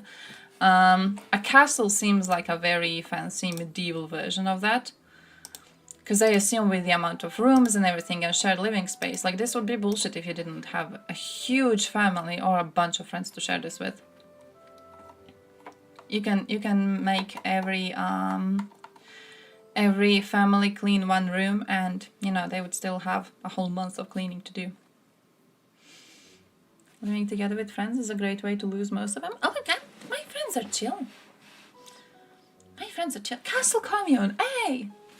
Monarchistic cult. I would be the queen. We're gonna build castle Russophobia. Okay, and you gotta get in. The password is fuck Russians. You get in, and then you just do live streams on how much you hate them. It's gonna be a NAFO mission. It's gonna be a NAFO mission. I'm gonna buy this with Twitch money, with all of the Twitch cash I'm getting. The Joker. Deal. Living with them for a month? Yeah, true. I haven't really tried. Haven't really. I don't know, I feel like they're good people. Like, I know what you're saying. I know what you're trying to say. I know what you're trying to warn me about. But there's a part of my brain that's not listening to you. And that part of my brain is being like, no, I would actually love to be living with my friends. I think they're chill. It's like, you know that smelly fish? That smelly fish of Swedish people? And how everyone's always like, oh no, it's horrible and it smells so bad, it makes you puke. And like you listen to them say it. But your brain is like, nah, I could handle it. I'd be alright.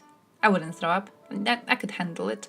That's the way I'm taking your conversation right now about, you know, living with my friends. I'm like, I could be alright. I'd be fine. They're good people. I would be absolutely okay. We were told to live in dorms for 6 years together. Nice. Oh yeah, that's probably a good test. That is fair. You need to take them. I need to take them. I need to like buy a vacation for my friends and then see if we manage to not kill each other. By the way, it's 11:17 and I still haven't shown you my news. Every other person starts to annoy me the third day. That too. You need friends who know how to respect boundaries.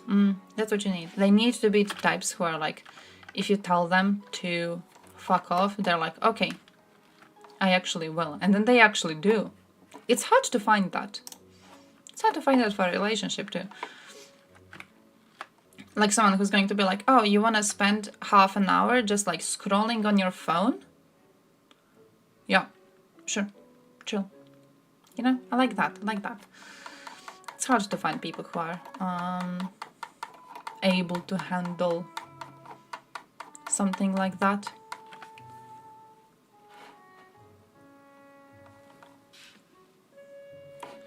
Our local cat dog shelter will be closed. They need a new home. Oh, they're coming into my castle. I actually we have a local dog shelter. They're great. People that are great. There's a bunch of... Look at these little dotties. Like when I checked how they looked alright. But now I need to make them... They're not fitting into one line at all. They annoy me. But yeah. Nice, I need to make it this big for it to show the line breaks. Okay, that's smart. But listen, I have to show you my news, okay? I made a bunch of news. You need to be seeing my news. Talking about my local dog shelter. Do I want to tell you where my local dog shelter is? Because I kind of want to show you the pictures. But there's really cool dogs there. If you're not in Croatia, come for vacation in Croatia so you can take one of their dogs. Okay, lots of people come for vacation from Germany or whatever. In Germany, dogs are really, really expensive, so they come here. And they get a dog from the shelter and then they carry them over to Germany. So we have a lot of our dogs who are actually, you know, living elsewhere in the world and having a very, very good life.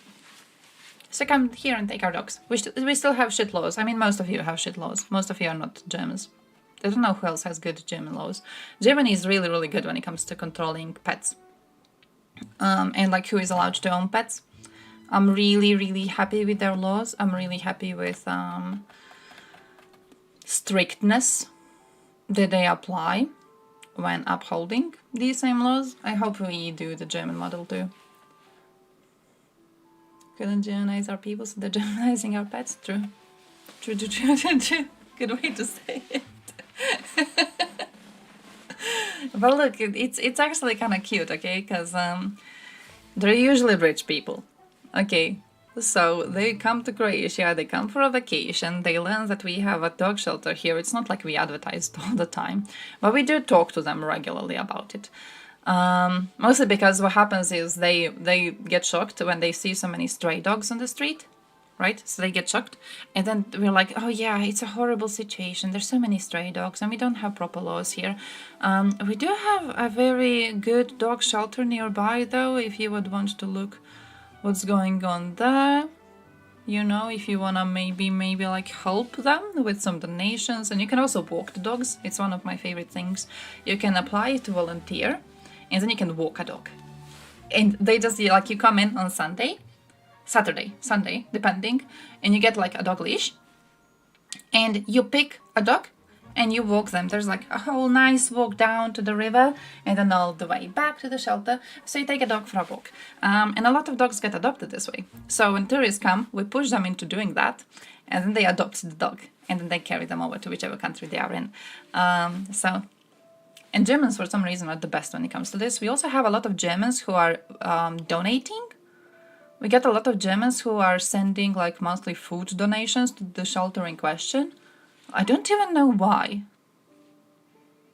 Like, I don't know how they heard about it. But they've been doing this for years, apparently, now. So, Germany is doing well. Cat attacked your neighbor yesterday? Oh, shit. Oh, shit. Oh, that would... Ooh. Hope your neighbor is not vindictive. NATO job appliance. I'm pretty sure they don't take people with my specific skills. I'm pretty sure. There's a higher education that you need to have in order to get close to another job. So, one of my cats returned yesterday, though. Did I tell you I had a cat missing? I didn't. I have 3 cats.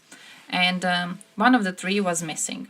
Technically not missing, because one of the 3 is a piece of shit. And we have a neighbor here who rents his rooms to tourists. So what my stupid cat does is she goes there and she cries, and then they see her. She's fat as fuck, but for some reason they think she doesn't get food, so they give her lots of food. So then, like, if the tourists are at my neighbor's house for 5 days, my cat is there for 5 days. And this time she was missing for 2 weeks. So I was like, holy shit, they stole her. You know, they stole her. They took her and they went home with her. My cat's gone. No, she returned yesterday. The tourists were here just for a longer time, so she was there for a longer time too. She doesn't look pregnant. She looks strong. She looks buff. She was castrated, and they told us that when she gets castrated, like, there's a possibility that they get a little bit buffier. Castrated? Fixed? I don't know what's the word for the female ones. It's a female. But they told us there's a possibility she's gonna get buffed. And she really is buffed. She looks, like, adorable. And it makes them give her a lot of food. So she just goes there. She returned yesterday when they left, piece of shit. The fish people are gone. So now that the fish people are gone, my village people are good enough for a while. But listen, I need to show you my news. Okay? Stop being salty about my cat. Listen. UK has confirmed Russia has targeted their politicians in email hacking campaign. I know you're not shocked. I'm not shocked. But still, it's an important piece of news to acknowledge. UK has acknowledged, I want to say. It's important, okay? FSB in years-long cyber attacks on UK, says the government. So basically, Russia's intelligence agencies have engaged in cyber espionage and malicious cyber activity, targeting British politicians, civil servants, and journalists. Who is surprised? No one is surprised.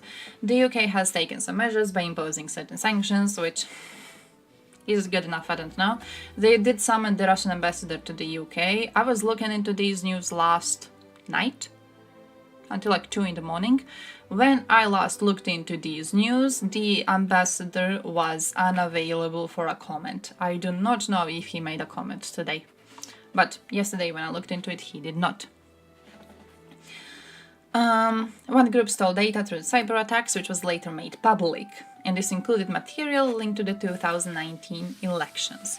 David Cameron has said that Russians have failed, despite their repeated efforts, and that they will continue to work together with their allies to expose Russian covert cyber activity and hold Russia to account for its actions.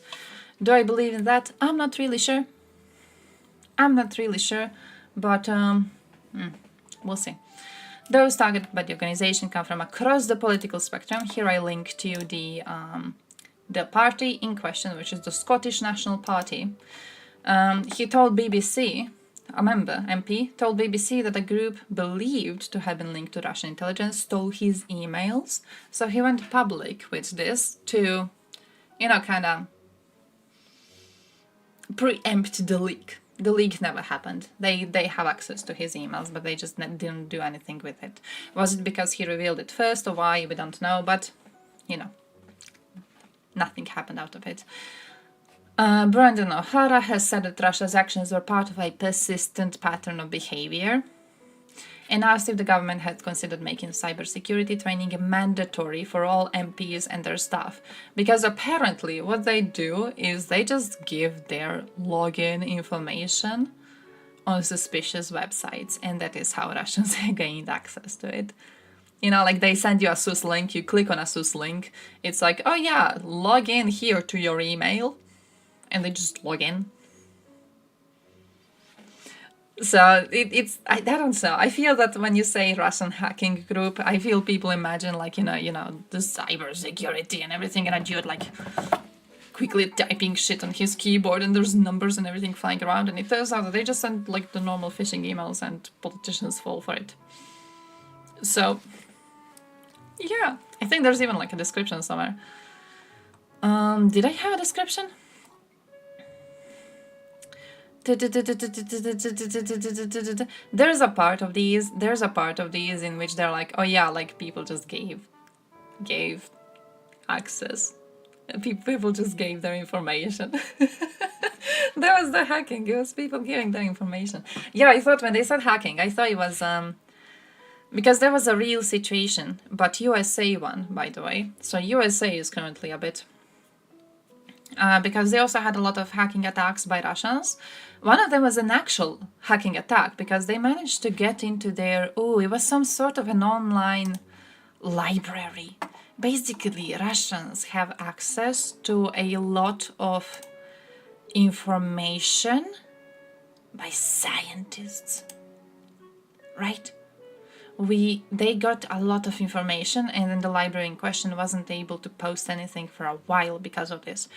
And you know that when you like hack the entire website to get access to information on it, I feel that's a lot different than just, sending them an email being like, hey, here's how you log into Facebook. And then they just attempt to log into Facebook. But yeah, kind of cool. UK did impose sanctions on Ruslan Alexandrovich Peretyatko, FSB intelligence officer, and Korinets, member of Star Blizzard, for involvement in the so-called spear phishing operations.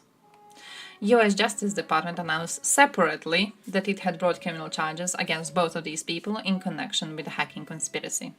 Besides accusing them in the 2019 hack and dump operation of emails, US officials also allege that they and other unnamed conspirators targeted accounts of government officials in the United States, including current former employees of the Departments of Defense and State and of the intelligence community. Which is like, I'm reading all of this and I'm thinking about how full of shit we are in still trying to cooperate with Russia, despite the fact that Russia has shown to us very openly that it does not care, and it could not care less about cooperation with our countries. And we still are trying. Like, if we had a way to go back to trade with them right now, we would go back to trade with them in a fucking day, and everyone would act as if these attacks never happened and as if they never attempted to undermine our democracy. European Union never had the same phishing problem. The US has, obviously. We like training. Yeah, I think that at this point, I think we had it. I think at this day and age, we're so connected culturally that we fall for a lot of very similar scams. I think we just fail in educating our people on how to be careful when it comes to this. Which, by the way, there's one piece of news down there in the line about AI and how we need to implement education on that too. So I just feel overall, I feel we're quite advanced when it comes to these. I just think we're like thinking we're not. So we don't have to give proper training to our people. Like, I know a girl, she's around my age, she's been an expert in cybersecurity. She works as a leading person in cybersecurity of an organization in European Union, really high ranked. Holy crap! Very, very impressive. But I think we like pretending as if these issues are very new to Europe to have an excuse for our uselessness. So, and especially when it comes to our uselessness against the Russian attacks. The next piece of news I had, so this one was like on Russians, okay, because we need to start with being salty about Russians. Always. We could care no less about Russian cooperation, we still get what we hope getting. Yeah, I think that's inexcusable. I think any sort of cooperation with Russia is built on hope that Russia is not going to be Russia. I think Russia has shown very openly that it intends to be Russia. So any sort of business we do with them is a business in which we are going to lose way more than we are getting. As long as we are refusing to accept that fact, we're going to keep losing the same way we are losing now. But yeah, my next piece of news is on Denmark, actually. And this is the one that I'm seeing posted on Twitter quite a lot. So I'm hoping you didn't get into weird places on the internet, because I'm seeing it used by both people who are Islamophobic and people who are anti-Semitic, claiming that a certain group of religious people has taken over control over the Danish parliament and is now making people vote in accord with their religious views, basically making Denmark not a secular country anymore. It's usually targeted against whichever group they hate, right? But Denmark's parliament has enacted a law that renders the desecration of any holy text within the country illegal. Primary objective of this legislation is to address the terrorism threat that has been fueled by what they call systematic mockery. Now, I think that you need to keep in mind while talking about this is the fact that we have found Russians did have a hand to play in the burning of Quran in our books. So in our countries. So whenever you talk about this, you need to be aware that this law was created in big part because of the pressure that Russia has created. Because again, any sort of business with Russia means that you're gonna get fucked in the ass, as we are seeing right now. But yeah, because of staying quite close to the fuckers, Denmark is now pushed into supporting a law against the desecration of any holy text. Any form of inappropriate treatment towards significant religious writings of recognized religious communities will now be considered a criminal offense. Those found guilty may face fines or imprisonment for a maximum of 2 years. Centrist coalition government in Denmark has argued that this law will have minimal impact on freedom of speech, as criticizing religion through other means will still be permissible. You just can't burn the holy book. So, yeah, the text was adopted on third reading by 94 out of 179 members of the parliament, so obviously not really too much. It will be prohibited to publicly burn, defile or kick religious text, or with the aim of widely disseminating images of desecration. It will be forbidden to tear, cut, stab them. Any offender is liable to a sentence of 2 years. 2 years imprisonment. Denmark and Sweden have recently crystallized anger within Muslim countries. So in Iraq, you had hundreds of demonstrators supporting the influential religious leader, attempting to march towards the Danish embassy in Baghdad at the end of July. After these unrest, Nordic Kingdom briefly strengthened border controls and then it returned to normal. For a while, they saw themselves as a possible target of a terrorist attack. The bill was subject to modifications following criticism denouncing restriction on freedom of expression, of course. This is basically, we pride ourselves in Europe in allowing for criticizing of religious texts, right? And as long as you are not actually spreading calls for genocide against the group or hate speech, usually you were permitted to do these sorts of things. Usually, not only were you permitted to do these sorts of things, but we kind of took pride in the fact you're permitted to do these sorts of things, right? So this is a big, big, big change in our laws and values, which, you know, again, the fact that it was in big way pressured by Russia itself, to me, is just inexcusable. You declared Harry Potter a holy book. Yeah, I don't know how that works. But you have to have, yeah, you have to have a recognized religion worshipping it. Maybe you could get the flying spaghetti people. Maybe you could do that, maybe you could do that. Yeah. Get the flying spaghetti monster people to support your aim of declaring Harry Potter a holy book, and I guess it could work. We need, you know what we need on a European level? Let's start this. You know what we need? We need, you know that Satanist thing in USA? Where they have like a Satanist organization, but it's just used to push for secularism. So for example, when schools there had Bible reading classes for kids, the Satanists have organized Satanism reading classes because they wanted to point out how Bible reading in schools organized for all kids isn't really a secular act, right? That's not what a secular act is. You're reading a religious book to these kids in a religious context. Come on, let's be real here. So then they organized like a Satanist book reading thing, and it was cool. So I think we need it on a European level. I think we need the same shit here. The people are allowed to form congregations for the worship of God in a manner according with their convictions. It's a condition that nothing is taught or done that is contrary to good morals or public order. The religion or the community in question does not need approval from the Danish state. Wait, but it says, how was it?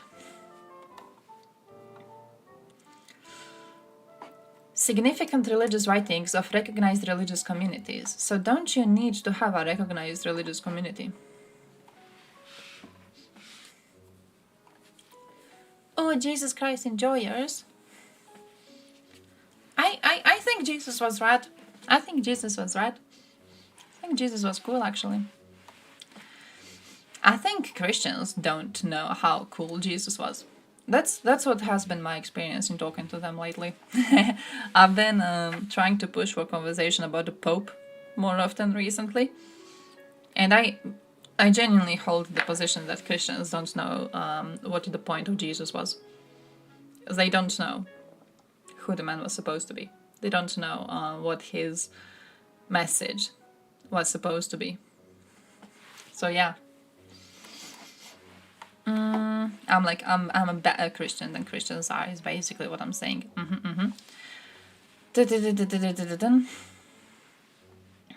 Oh, originally, the law was intended to cover desecration of all objects with important religious significance, but media saw it as return of the offense of blasphemy, a 334-year-old provision which punished public insults towards religion. It was repealed 6 years ago. Okay, so then they just turned it to books. According to the Ministry of Justice, 8 European countries also ban Quran burnings. Germany, Austria, Belgium, Estonia, Finland, Italy, Poland, Romania.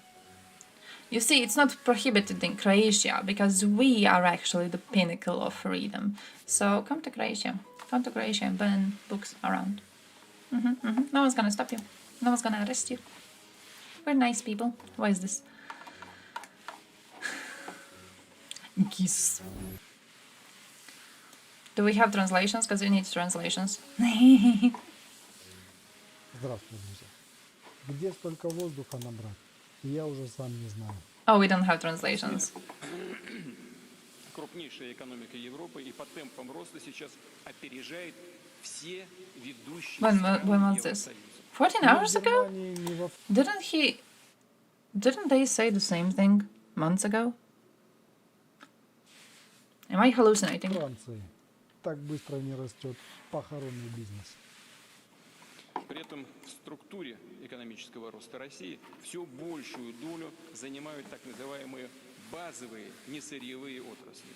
Это обрабатывающее производство, транспорт, логистика. Адольф I в 40-х годах тоже Wait, много what is this транспорта video? строил. Is that his И логистикой занимался. election campaign? К чему все это привело Германию, Are we мы campaigning? хорошо знаем. Вот теперь пускай кто-то скажет, что Same thing for the last 2 years. Okay, yeah, shit, fair. недавно еще пытались. Fair. It sounded familiar, because they на recently России did a будем thing with like we're заколоть. better than Germany, and then they weren't. Россия это концлагерь, But yeah. вертухай которого в свободное от работы время Oh, true. пытается торговать бензином. Not a gas station, but a Бесконечно concentration можно camp. смотреть на 3 вещи. Как горит огонь, как течет вода, и как никто не пожимает руку преступнику, которого разыскивает Международный уголовный суд.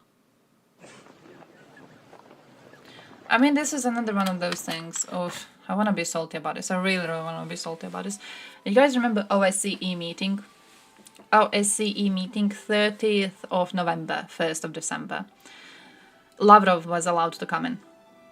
He wasn't allowed to fly over Macedonia, so he actually had to take a longer trip around, but he was allowed to come to the OSCE meeting. Estonia, Latvia, Lithuania, Poland and Ukraine all refused to come to the meeting if Lavrov is allowed to come to it. So they did not participate. They refused to participate. Lots of other countries did participate though. Now, when Lavrov started speaking at the OSCE meeting, lots of representatives of these countries walked out. I think, you know what that is in my eyes? You know how Russians protested mobilization by dancing a little bit on that square and then they went home? I think walking out or not shaking hands with Putin while still participating in events Russia is present at, I think it carries the same level of significance. I think you should not be coming to an event where Russians are present if you actually want to show your condemnation of the country. Like the fact you participated in that event, you know, in my book you already are not willing to stand up to Russia. The fact you're not shaking his hand rather doesn't mean a single thing. I actually think they should be excluded. I think they should be excluded. I think they should be excluded from every single international event existing. I think they should not be allowed participation anywhere. I think that allowing them participation is what creates a situation where Lavrov, for example, talking about OSCE meeting specifically, they took pictures of him just mingling with politicians. These pictures were shared around on Russian media, being like, oh yeah, look at us, still being accepted by the modern world. Because they are. Because they are. The fact that these diplomats walked out, it was never shown in Russian media. What they did see was a full room and Lavrov there as a part of it before making his speech. You know? No one shows you like before Lavrov's speech, after Lavrov's speech images, so you see how many people walked out. No. They show you him sitting around with a bunch of politicians. And I think that's inexcusable. I think they should not be allowed to come to any meeting, and I think we should just make decisions without them. Decisions to bomb them without them. Oh yeah, Baltic countries were great. Baltics were great. Baltics were absolutely very, very smart when it comes to that. They're always gonna be involved in global affairs. Sometimes you gotta cooperate. I don't think we have to cooperate now. I don't think there's an excuse to cooperate with a country currently waging an invasion on another country, which also has tried to undermine our democracies and is now actively trying to undermine our democracies. I don't think there's an excuse to cooperate with them in any sort of a way right now. It's not giving us anything. The only thing we're doing is giving them an hour or two to spread their lies around and to get photos for their propaganda. That's everything. Like, there's nothing we are gaining for this. When it comes to cooperation, this is not really cooperation. This is more over just bending over for the aggressor. Because Russia is the only one getting something out of this. We get nothing. To have proper cooperation, we would need to be the ones getting something too.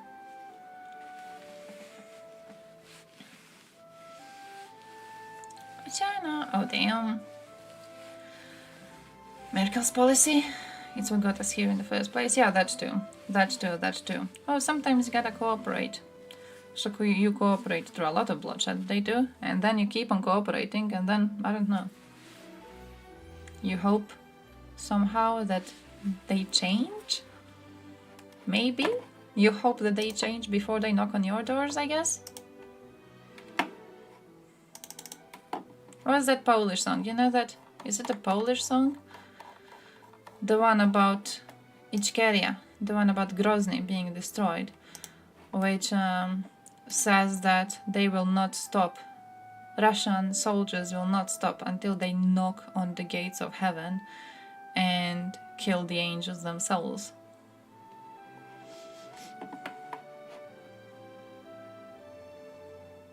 Hey, we got news.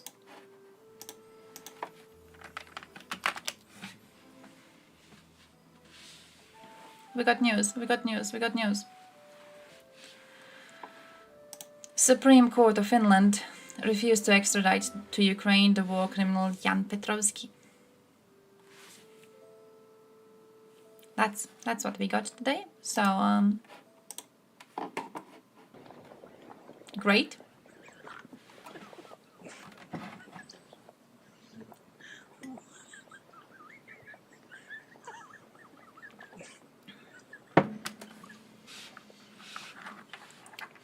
I don't think they should be seen as a major player.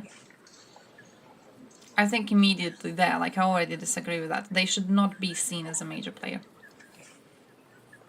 They should be excluded from every single event. The only reason why they are seen as a major player is because we have been propping them up to be a major player. Their GDP is nothing. They're nothing. We could be existing without them rather okay-ish.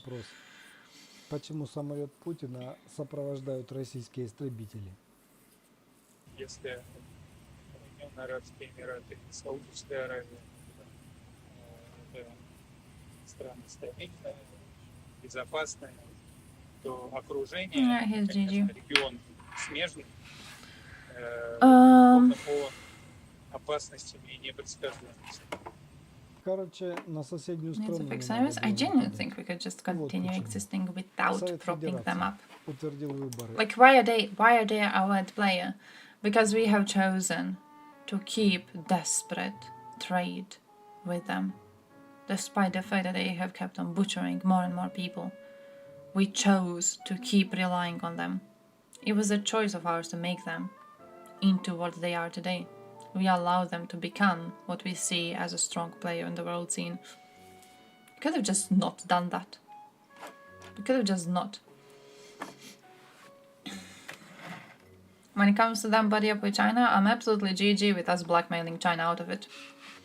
I think we should do that. I think European Union yesterday just did a... Fuck, did I save my...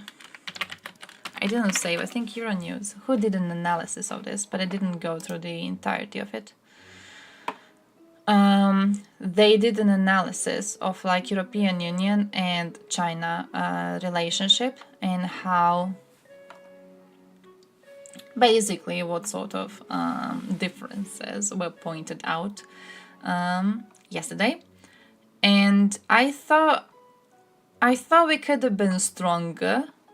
But at the same time, I do think we have pointed out the issues with our relationship, which basically is, hey guys, we are very strong partners in trade, imports, exports, we are very strong partners.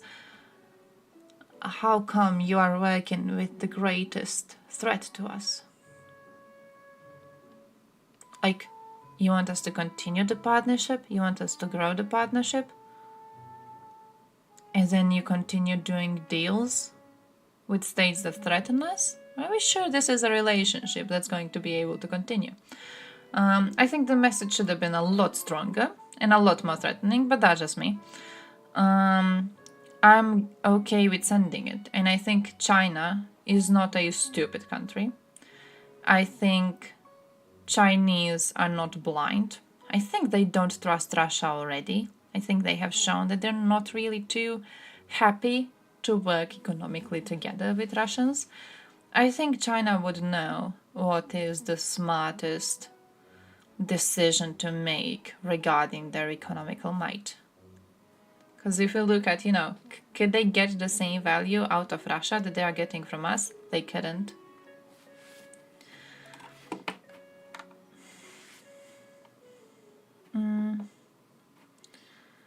how to negotiate with terrorists. Sometimes you have to cooperate with genocidal regimes, but then you create a situation in which we are right now, in which we are in a more dangerous situation than we would have been otherwise.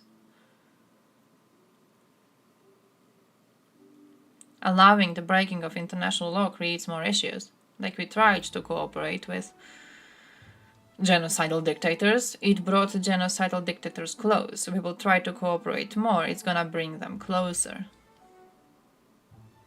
The more we keep on cooperating, more we are bringing ourselves into danger. In long term, it sounds like not really a smart thing to do and not a smart alliance to make. I mean, that's pretty much what Russia tried to do, what USSR tried to do with Nazi Germany, isn't it? You try to cooperate with them, you do the trade with them, you're like, huh, maybe me and these genocidal maniacs can be friends. Maybe we can both get stronger from this relationship, me and the genociders. And then they fuck you in the ass, because of course they're gonna fuck you in the ass. Why would you expect anything else out of them? Too many Finns in Finland? Oh no, Zoka. A lot of diversity here. It's just Finns and Finns and Finns, and everywhere. Oh, fake Zoka.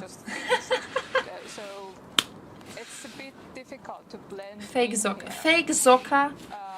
And he is still hateful. I think that's something that is solvable in the near future because more and more immigrants are coming here, and it's fake Zoka. I never trust in these things. They don't have a lot of diversity here. Don't trust people who try to make you hate people of other nations. Always be a bit sus about that. Always be a bit sus about that. You could create genocide in some other dictatorship because you refuse to collaborate with another genocidal dictatorship in securing peace in the region. Which isn't really a situation we have with Russia now, right? I mean, I could see it in... If we talk about some other specific, very specific situations, I don't really think it's something we could use to excuse our cooperation with Russia now.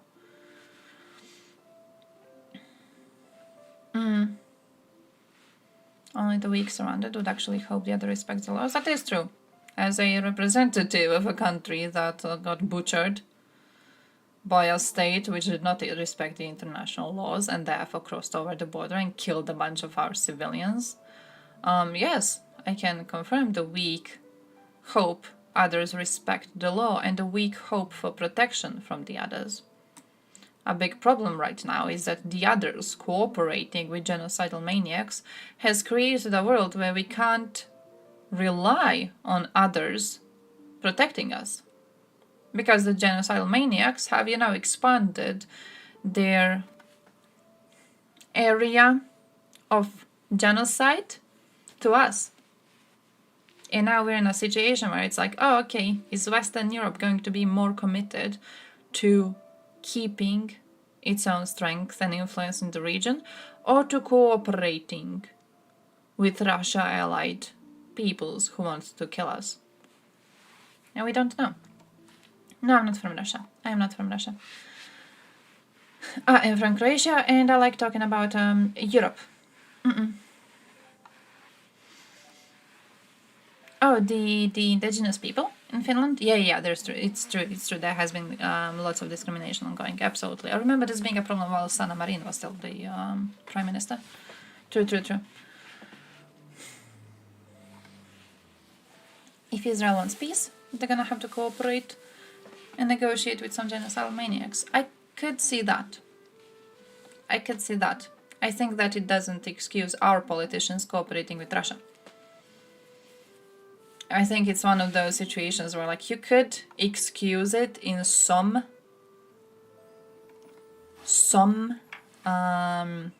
situations, very specific situations, which isn't really this situation.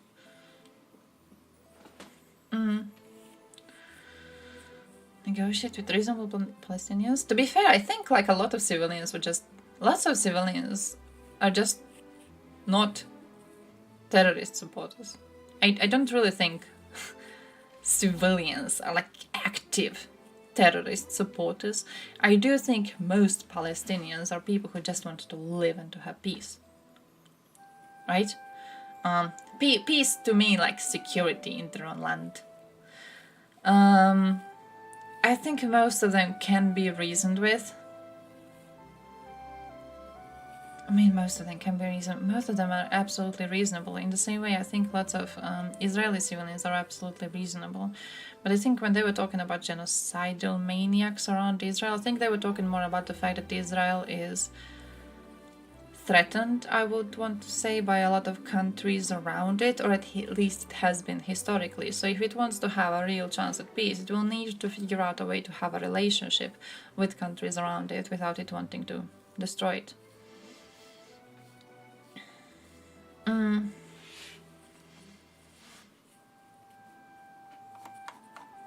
But yeah, I don't think civilians are like benefiting from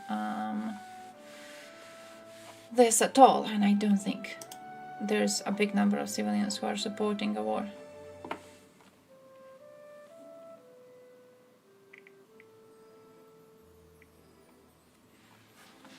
One example of allies training side by side to defend Estonia. Nice. I still think NATO's gonna betray us. I think this is a little dance. But nice we're doing this. Good as a deterrent. How they support this, especially when it brought them so much destruction. Hamas. It's easy for a nation which has been oppressed, even if a nation just perceives oppression of itself, it's easy for a nation to support extreme means in fighting this oppression. You know, it's easy to say, hey, Israel has been expanding onto our lands. Israel has been settling our lands, chasing our people out, right? No one's doing anything about this. We have to do something about this ourselves.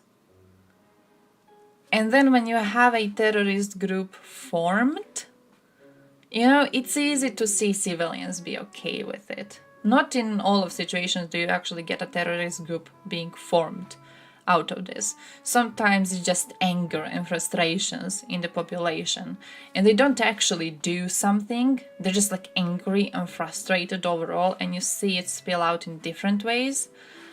Sometimes it spills out in them actually starting violence. I think we can understand why it happens. On a more rational level, you know, we could be like, how smart is it for them to go down this path? How smart is it for them to support this? Is it creating more pain in the long run? Yeah, but I think, like, you can understand why it happens. Yeah, hopelessness. Yeah, it's like, oh, Israel has been doing this, expanding into our lands, taking more of our lands, settling more of our lands, and they are continuing to do so. They're continuing to take more and more and more of West Bank, for example, and no one's doing anything. And they're taking more, and no one's doing anything. You know what I mean? And you're just angry, and you're hopeless. And you feel like, you know, hey, we go in, we do some butchering, what's the worst they could do? What's the worst they could do? Right? Kill our people? They're already doing that. Taking our land? They're already doing that. Bombing us? They're already doing that. They're already doing all of it. So, like, how much worse can it get if we both go to hell together? So I think we can understand why it happens. Now, of course, you know, on a rational, when you go like, oh, is this war worth it for them? When you calculate pros and cons, it's a different sort of a thing, definitely. It's very unlikely that these people are calculating the pros and cons in the same way you are calculating pros and cons.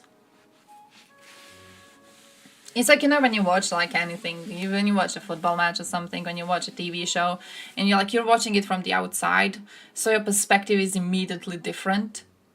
You can't understand. You watch reporting on the ground. I've seen people like mocking reporters on the ground was it in Gaza specifically? That one reporter who like, there was bombing in the distance and he fell to the floor immediately to hide. Right? But there was bombing in the distance. It wasn't close to him. Like, you know it was in the distance, but he still panicked and he still fell to the floor. It's like that. It's like you're watching from the outside. You don't understand. You can't understand the feelings of people in the situation. We're talking about a lot of people and a lot of feelings, right? And we're talking about a very large young population in Gaza. Young people who have been raised in this environment their entire lives. I think it's completely reasonable that they have very different responses that you would have watching it from the outside. I think it's understandable. My grandpa was knocked out, my dad was missile strike, my mom was imprisoned for no reason. What will I do? Yeah. Like, to be fair, now I feel we don't want to go too deeply into one direction. I do want to make sure that, you know, this doesn't excuse attacks on civilians, okay? This in no way excuses them, and people responsible for attacking civilians, people responsible for the October 7th terrorist attack, they should be brought to justice, absolutely. This is in no way excuse to that. I just feel you can understand how it reached this point.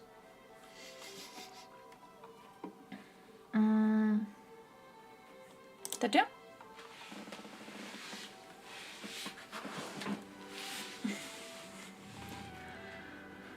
Ooh, fancy. Ooh, fancy. Fuck off. Whoa. Like this. I like this. I want to get a phoenix. I like the phoenix one. I like the phoenix for the imagery. Like, it seems cool. It seems cool. They're bogging the idea down in an extremely costly occupation, sapping their resources and using hostages as leverage to get concessions. And also, what you have to understand, people in the West are protesting.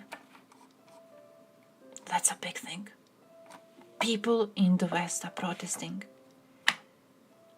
Right? The idea of, hey, is this war worth it for them? I feel what you are missing is the fact that right now they are going through their civilians being killed, absolutely. But the Westerners are protesting, and you have calls to expel Israel from international organizations. You have violence against Jews in the West. You have people protesting for the Palestinian cause, and also you have people supporting terrorists. The situation did change. The situation changed a lot. The situation globally changed for you, whether you are a Palestinian not supporting Hamas and wanting peace, or if you are a person supporting Hamas. Regardless of which group you fall in, the global situation changed a lot for you. And it changed in kinda maybe even good ways. So, you know, the outcome itself is going to be interesting to see.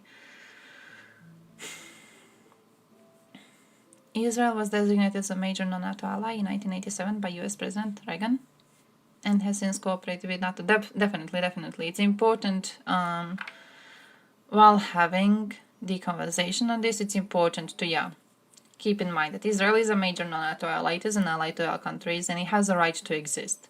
We must defend Israel's right to exist. At the same time, I genuinely think the response of Palestinians and even their support of Hamas, I think we can see why it happens. it's one of those conversations that I feel like are relatively hard to have. It reminds me of a conversation on oppressed nations turning to Nazis. Don't know if you read a lot about that, but the amount of nations that saw themselves as oppressed before World War II, and then when Nazis were coming into power, these nations wanted to work with Nazis, right? Because they saw themselves as oppressed, and they saw Nazis as a means to fight out of this oppression. It's a very tough conversation to have, especially online, because I feel a lot of people online will like take the most brain-dead approach to these things. But I think that you can analyze why people perceiving themselves as oppressed, or actually being oppressed, would be open to allying with fascists. Very similar to, think of USA now. I just saw someone in Europe. It was actually interesting. I saw someone, which political part was it? Fuck, I don't know where I read it. But he asked about, like, are Americans crazy? Are they crazy? Trump is saying outright he wants to be a dictator, right?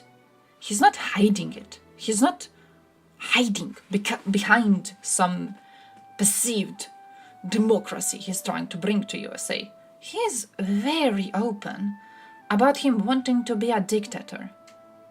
How come he has voters at all? Why would anyone vote for him? You know, he's not trying to delude you. He wants to be a dictator, right? And the response, I found the response interesting because the response was like, yeah, they want a dictator. They feel as if true Americans have been oppressed, right? They feel as if they have been silenced. They want a dictator because they believe bringing a dictator in power is going to mean there's a strong person up there fighting for their values. They are okay with a dictator. When you listen to MAGA people, they very often will spit on everything that democracy is supposed to represent, on all the values that democracy is supposed to be representing. They know very well what they're doing. They know who they're picking. They know who they're voting for. They know why they support Putin. They know where all this is coming from. It's the idea that, hey, we need a strong person in power to be fighting for our interests, because otherwise we get weak people in power and they allow for us to stay oppressed and silenced and we can't speak our minds on things. They know very well what they're doing. And I think it's like that when it comes to, you know, oppressed nations overall willing to work with people that you would, in any other context, you would see them as oppressors, right? But to these nations, they represent like, oh, strong people fighting for us. And in very desperate times, you're gonna fall for that bullshit. You're gonna fall for that. Trump needs more executive power to drain the swamp and get rid of all the fascist liberal bureaucrats. Yeah, they want a dictator. That's it. He says it in smart ways, and they find smart ways to say it, but that's what they want. They want him to have almost unlimited power, so he could get rid of people that they deem as their oppressors, which aren't a group that exists, because MAGAs are not oppressed. Americans should be put first, and they stop caring about others. The problem is that them wanting Americans to be put first. You know how we talked about like normies being... Were you here when we talked about that? About like how in normal life you have people who have very strong opinions on politics on a very shallow level. Which is why if you, as a person who is chronically online, if you talk to them for 5 minutes, you're going to be able to crush everything they believe in. Because their beliefs are like very shallow. Very, very, very shallow, right? Wanting Americans to be put first is an example of that. It's a very, very shallow thing. Because when they say, oh, I want Americans to be put first, what they're saying very often is like, I want us to care about Americans first, so I want us to be working on our economy before helping Ukraine defend itself. And they completely lose track of the fact that a war destroys their economy. They completely lose track of the fact that America and Europe, for example, are very strongly linked when it comes to economic trade. destruction of peace and stability in Europe will directly have a negative influence on economy in USA. Losing USA influence in Europe, which is what isolationism of USA would create, losing USA influence in Europe is directly going to have a negative consequence on USA itself. It benefits from very strong partnership and soft power that it has over this part of the world, right? But they don't know this because their understanding is very, very shallow. It's like when people say, oh, we shouldn't have given all this money to Ukraine, we should instead give it to homeless in America. It's a very shallow understanding. They don't know what they're talking about. They have a very strong opinion, and they will be posting the strong opinion everywhere. They will be screaming it at the top of their lungs, but they don't know what they're saying. They don't know what they are advocating for. They don't understand the topic.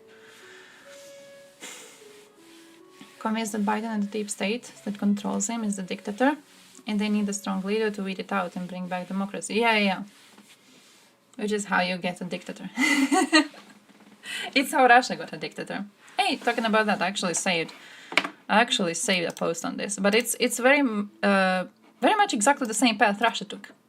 It was like, we need democracy, so in order to get democracy, we're gonna install Putin in power because he's going to be a leader that is going to be bringing democracy back, right? And then he took more power, and then they were like, okay, he's okay at taking more power, he needs it to bring democracy back. And then he stayed president for longer and longer, and all of the time they were like, yeah, it's okay, he is a president for longer and longer because he's bringing back democracy. And then it reaches a situation where you still have a very big part of your society being completely deluded in the worth of Putin staying in power, and then a part of society which sees the issue but like ain't really doing shit because it's a bit too late at this point. I thought this clip was really good. It's from 2004. It recently got published on Twitter. This one.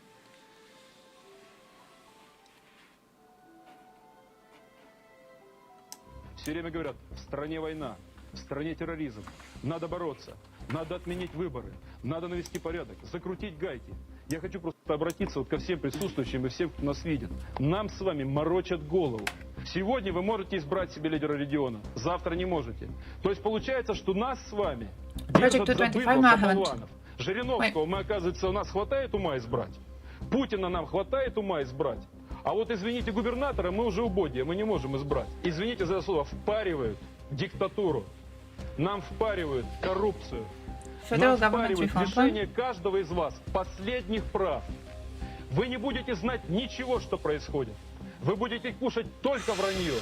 Вами будут руководить коррумпированные марионетки. That's how you become Russia. Вот на эту мульку поддадимся. Oh, that's concerning. Про вертикаль, которая 5 лет разваливает страну. That's concerning, but that's how you become Russia. Если мы на это поддадимся, запомните слова одного чиновника царской России. Он говорил, мне дела нет до России, у меня есть царь. Вот девиз новой власти. Им дела нет до России, у них есть царь. Если вы хотите, есть правда, чистая правда. И все вы ведете себя так. Пожизненный, а президент избираемый. В 8-м году мы еще посмотрим, чем кончится его президентство. Мы еще посмотрим. Я считаю, что будет просто тупое оболванивание людей, полная цензура на телевидении и массовые фальсификации выборов. Поэтому, когда они делают это, они пустят только Единую Россию и Жириновскую. Нам говорят, мало власти. Реформировали Совет Федерации, мало власти. Реформировали закон о партиях, мало власти. Сделали 7 округов, мало власти. В 4 раза увеличили военный бюджет. Никакого. Хуже и хуже. Поэтому я не понимаю. Я просто знаю одно, как историк, что в России всегда вертикаль власти и твердая рука кончалась хаосом, войной и разрухой. So, yeah. Man left Russia. Shortly after the invasion, apparently, so yeah. Monarch or dictator to have a well-being, because some people are actually stupid, work better on a leash. The problem is that is how you get dictatorship. And then when you get a dictatorship, that is how you get Russia. Or Belarus, depending on, which country you are focusing on. Azerbaijan. Azerbaijan is also a dictatorship, existing on a very different way than Belarus is, for example. Look at Hungary. Hungarians too. Turkey? But like, no, I don't think Turks are really living in a dictatorship. I think Turks have a democracy. Flawed democracy. So, yeah, I don't know. I'm not too supportive of it. Exploited the loophole, handed it over to Medvedev. Yeah, that was smart. That was smart. It kept the Russians blind for a bit longer. So then when he returned to power, they were too stupid to understand what just happened. That's true, that's true. He was very, very smart on this. Hey, by the way, we didn't see the results here. Also, I have to run for a second. I drank a lot of water. But I want to see. Two-state solution. Oh, wait, it's all page 9. Oh, that is a lot. Oh, that is a lot. Okay, I'm gonna run for a second. Gonna run for a second. Hey, we haven't finished our man. Gonna escape for a sec and gonna be back then. And then we will be going through the polls. So I could see what the polls are saying. I'm pretty sure this doesn't have... Yeah, it doesn't have translations yet. Ah, fuck. That's gonna be interesting, though. That's gonna be interesting. Let me see. Things I hate about living in Serbia. Geert Wilders. Do we want to hear what Zion thinks on Geert Wilders? The man who has been waiting for China to fall apart for the last few decades? No, but we could watch a video on their debt crisis. Gonna be right back. So tell me if I missed anything really, really important in these few seconds, okay? Are you loading? Nice. Fair. This video was brought to you by Ground News. For the past few years, China has been struggling with a slow-burning but apparently irreparable economic crisis. What began as a property crisis centered around property behemoth Evergrande has since spiraled out into a wider crisis affecting local governments, consumer confidence, and GDP growth generally. While China's economic woes don't dominate the headlines like they did back during the Evergrande crisis, the crisis has been quietly getting worse recently, much to the CCP's disappointment. Last week, the Financial Times reported that a record number of Chinese citizens and companies had declared bankruptcy this year. And last week, one of the big credit rating agencies, Moody's, downgraded China's credit outlook to negative, citing faltering GDP growth and the ongoing property crisis. So in this video, we're going to take yet another look at China's ongoing economic crisis, the recent bad news, and how all this relates to the wider problem of excessive Chinese debt.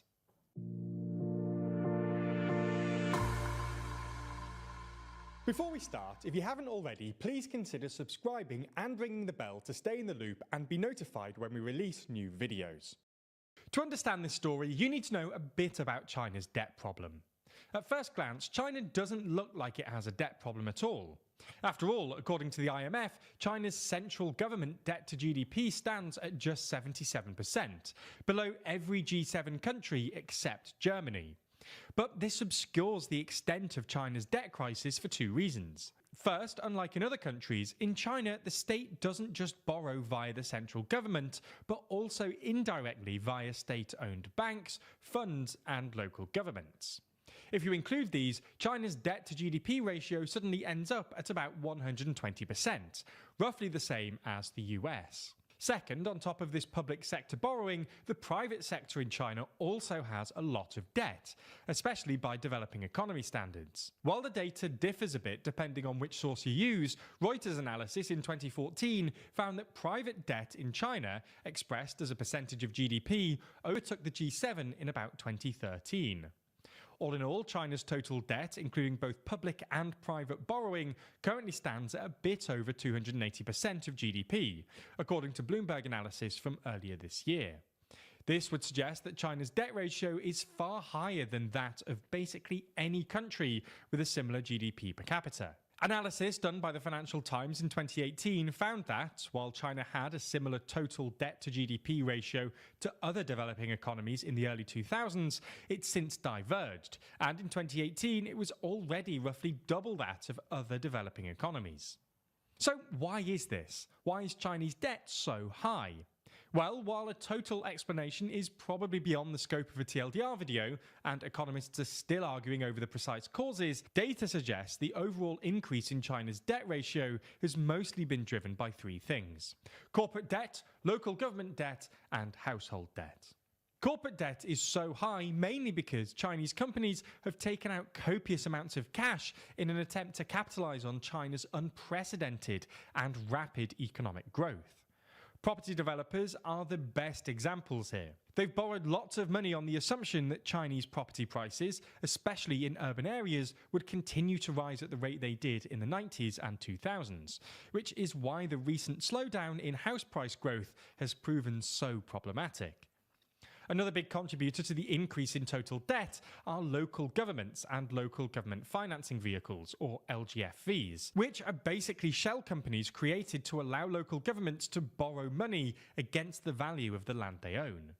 The total value of local government debt has tripled from about 25% of GDP in 2012 to about 75% in the past decade or so. This is largely because, as we've detailed in other videos, unlike other countries which just measure GDP at the end of the year, in China the central government actively sets GDP targets for local governments at the beginning of the year. Usually the CCP sets pretty high targets, both to keep unemployment low and impress international markets. Local governments then have to find ways of meeting these targets, and local governments often resort to borrowing lots of money to fund GDP-boosting infrastructure projects. Finally, the rise in household debt, which has gone from about 40% of GDP in 2016 to over 60% today, and has a lot to do with the property crisis. Mongolia? Do you have a good video on Mongolia? Houses are extraordinarily expensive in China, and households have borrowed lots of money via mortgages to get on the property ladder. But their debt problems have become more acute as house price growth has slowed. Anyway, in the last couple of years or so, China's debt crisis has got significantly worse for two reasons. First, conscious of the scale of China's debt crisis, the CCP has been actively trying to deleverage sectors of the Chinese economy, most notably the property sector, which has led to a slew of defaults. Second, the wider slowdown in the Chinese economy has put strain on debtors, and lower GDP figures have also obviously increased China's overall debt to GDP ratio. This problem has been exacerbated by an accompanying slowdown in wage growth, which has been particularly acute in certain white-collar sectors, and an uptick in unemployment, especially with urban graduates. Somewhat unsurprisingly, recent data from the Financial Times suggests that defaults have surged to a record high in China in the last year. Over 8.5 million people, representing about 1% of working-age Chinese adults, have declared bankruptcy, up from less than 6 million pre-pandemic. Other data suggests there have been calls to let India join the G8, yeah, really. And foreclosures are up nearly a third. So what happens next? Well, a full-on financial crisis looks unlikely, both because, well, it's been a couple of years of stress and we haven't seen a crash, and because the CCP has pretty tight control over China's banking system. Perhaps the CCP should instead be more concerned about... Yeah, there's been calls for it, and most recently the calls have been about weakening BRICS. Oh yeah, it's echoing because you're hearing my headphones. For example, if the price of your house goes down steeply, sorry, I forgot about that. On paying off your mortgage to reduce your risk of bankruptcy. If everyone in the economy starts doing this at the same time, yeah, because I have headphones like a loser. I don't have less effective. Because if households and companies are focused on ear bullshits that you put on. So usually when I listen to like videos at home myself, I put them on loud and I use them as loudspeakers. And I forgot to turn it off. Because when I leave the room, I put them on loud and then I can listen to, you know, the video. I can still hear it. But while this might avoid widespread defaults, G8 plus BRICS. Oh, maintains the high debt burden and risks we should do that, but without Russia. Just consider the property sector, for instance. Make New it stimulus will provide make big it developers from growing G8 costs, but it G7 won't plus actually make those big businesses profitable, and it could provide more fuel for China's speculative real estate bubble. If you G7 do plus want to follow bis. what happens next Leave in this China story, out you too. should check out So we our pressure sponsor, them. Ground News, a website and app developed by a former NASA engineer on a mission to give readers an easy, data-driven and Thank you for your advertisement. Thank you for your advertisement. Where is the... Do I have Ground News open? Actually, I don't. I don't. But listen, when I compile my list of news, I compile them from Ground News in big part. Because I like seeing the bias things. They have the bias analysis thing, and I think it's the best thing about the website. It's like they analyze how differently left and center and right report on a specific topic. And I think it's really, really, really useful to see, because you see like what they're trying to push into the conversation. Let me see. Okay, here it is.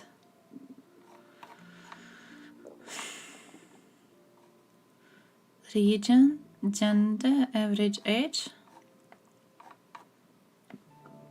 Okay, questions start here.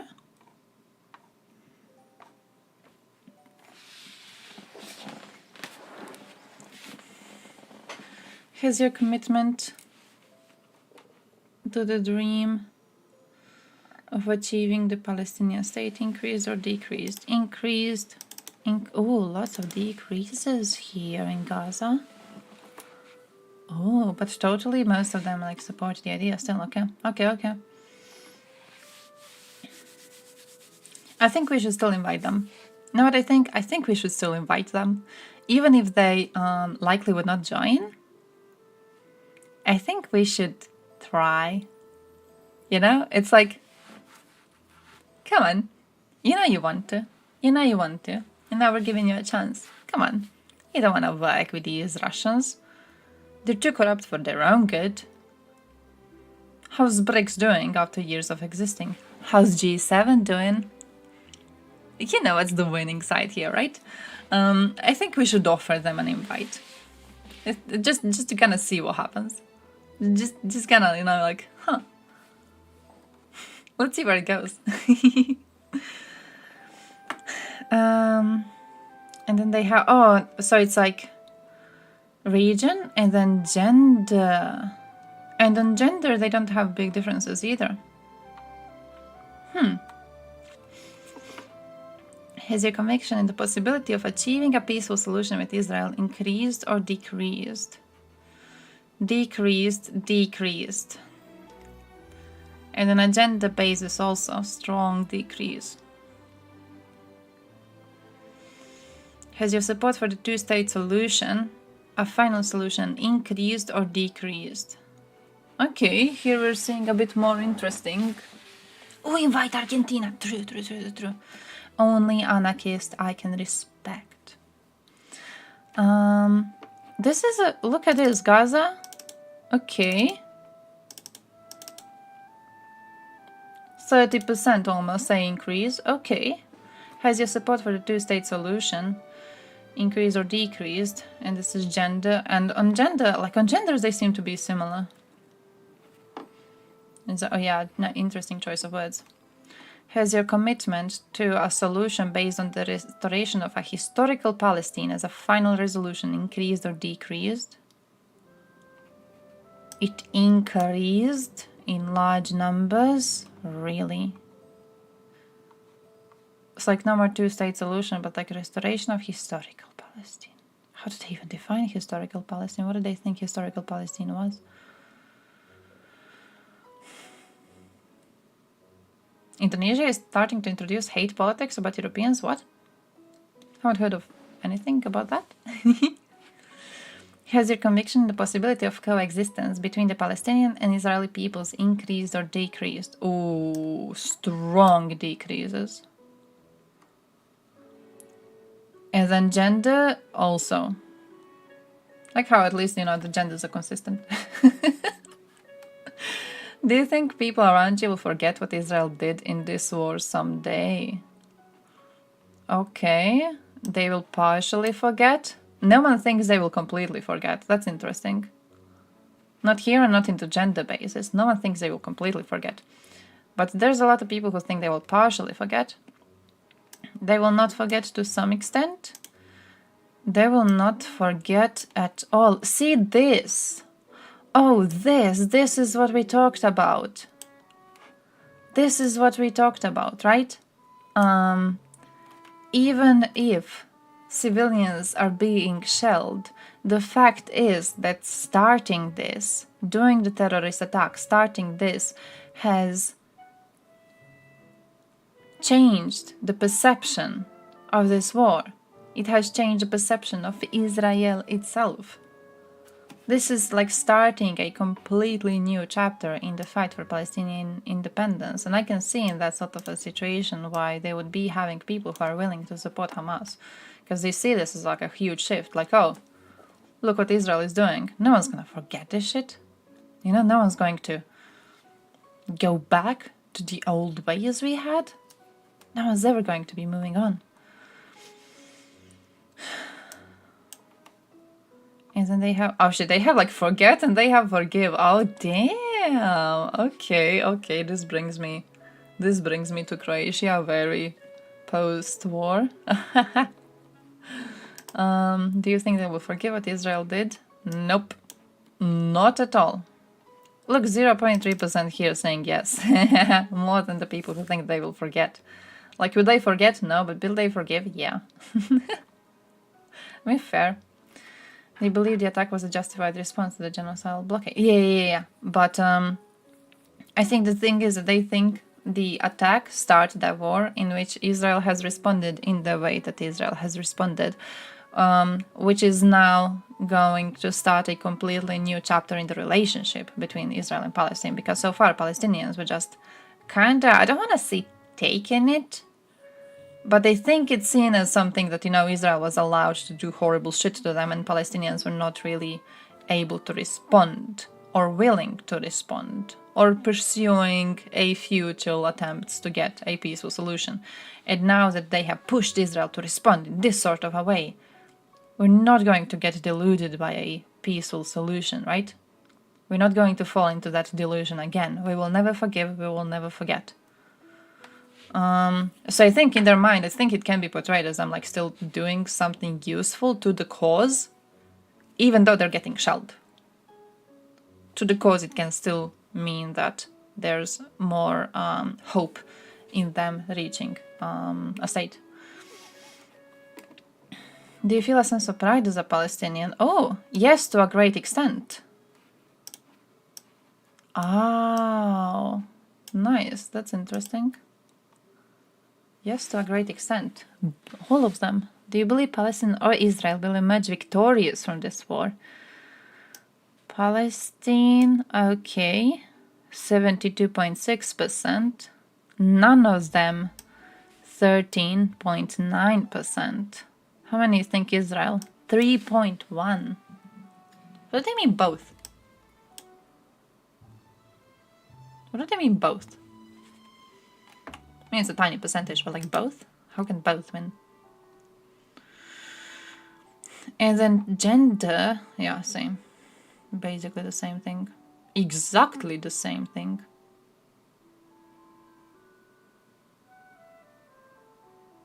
That's interesting. Much more hope in a violent solution than a peaceful negotiation. Yeah, like that. It's, I remember actually, there was one song. About Palestine that kinda, I think, made me think about how they perceive this conflict. I don't remember what the song was. It got into my recommended on YouTube. If you listen to nationalist songs, you probably heard it already. It's probably like not a mind-blowing thing to you. It was a bit like new to me. But they mention how in the current situation is like they feel like they are at court with Israel. They're like fighting at court with Israel. But Israel is also the judge. Like Israel is the judge in the court, and Israel has the jury, and Israel has everyone's lawyers, and Israel is like everything else on the court. And you just have like Palestine as one side fighting for itself, and then Israel being another side fighting for itself. But everyone else in the court is either Israel or a supporter of Israel, right? So it doesn't feel like a fair situation to them at all. So then I can understand why they would be like, yeah, you know, we might as well just blow the shit up. We might destroy everything.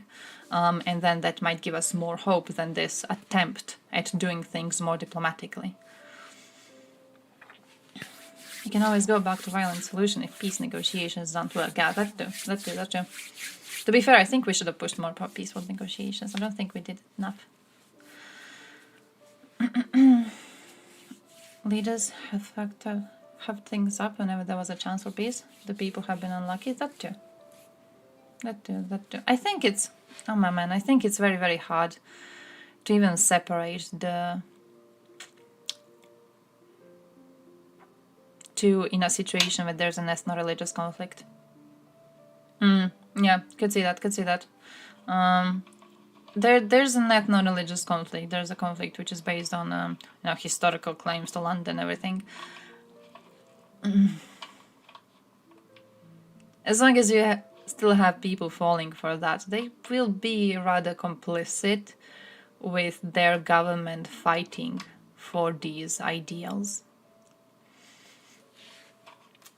Iran is backing Hamas and they do not want peace. I think when they talk about leaders fucking things up, I think Hamas leadership falls within that.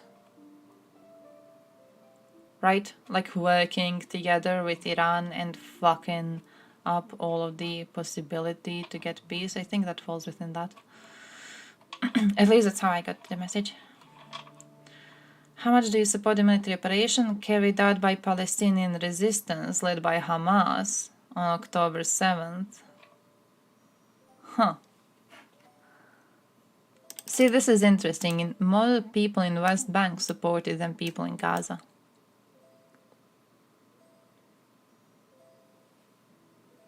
It's because one of them has to deal with the consequences. Somewhat support. Neither support nor oppose. Somewhat do not support. Oh, extremely against. That's a big difference. That's a big difference. Yeah, and here you have people who are putting actual lives of civilians in front of what they perceive to be fighting for the Palestinian cause. That's what I believe. Like, if your value lies in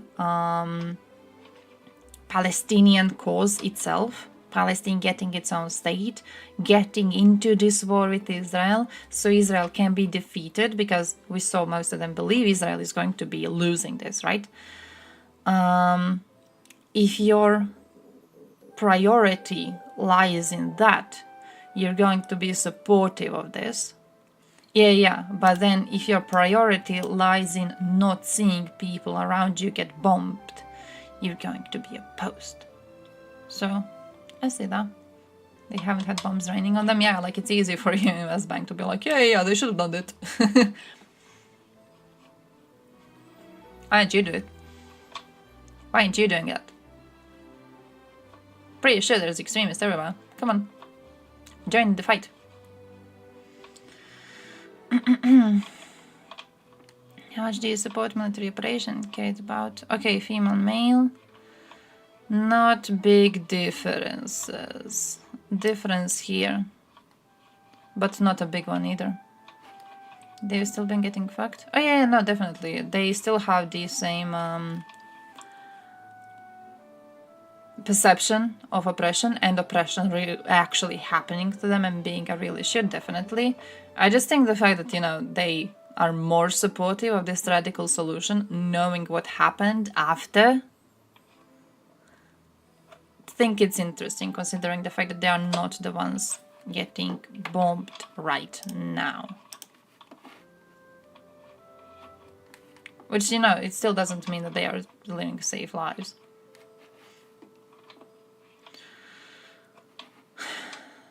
Gaza Strip is where people support Hamas, Islamism, and the West Bank is for Fatah and a more peaceful solution. I could understand that they have a bit more of, like, ideals of peace.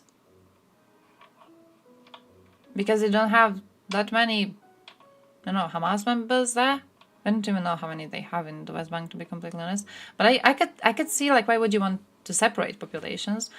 But also, I just genuinely don't think the separation of populations is that different, considering the fact that both have been oppressed by Israel.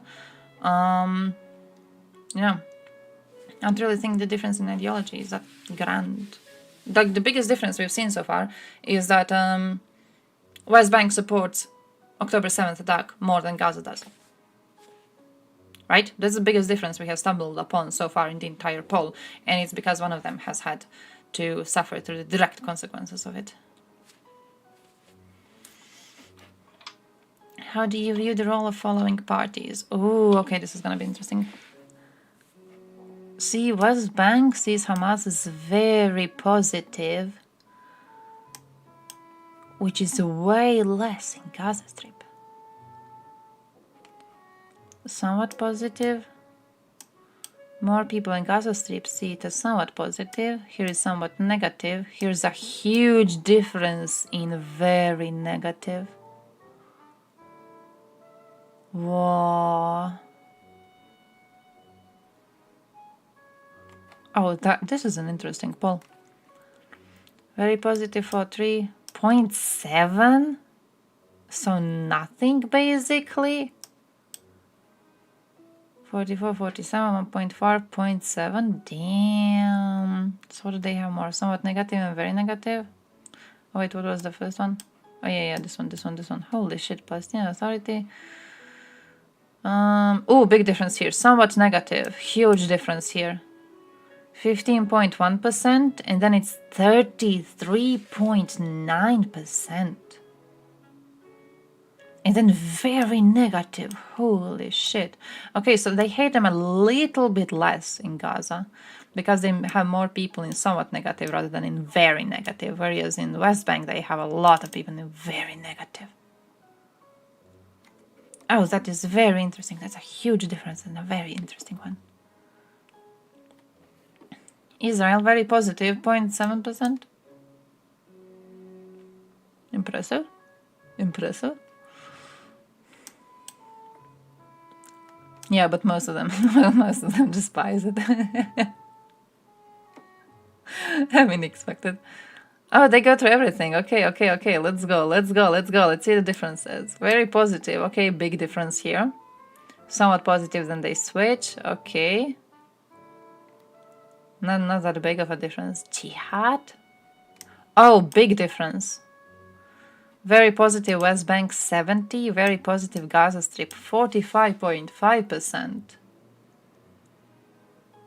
Man. And then they have so many more people in the very negative part. Oh, damn. And somewhat negative too. Yeah, 1.8, 9.4. Shit. Al-Aqsa Brigade 5.1, 18.1. Say what we're seeing is that like they have very similar USA very negative. What we are seeing is that they have very similar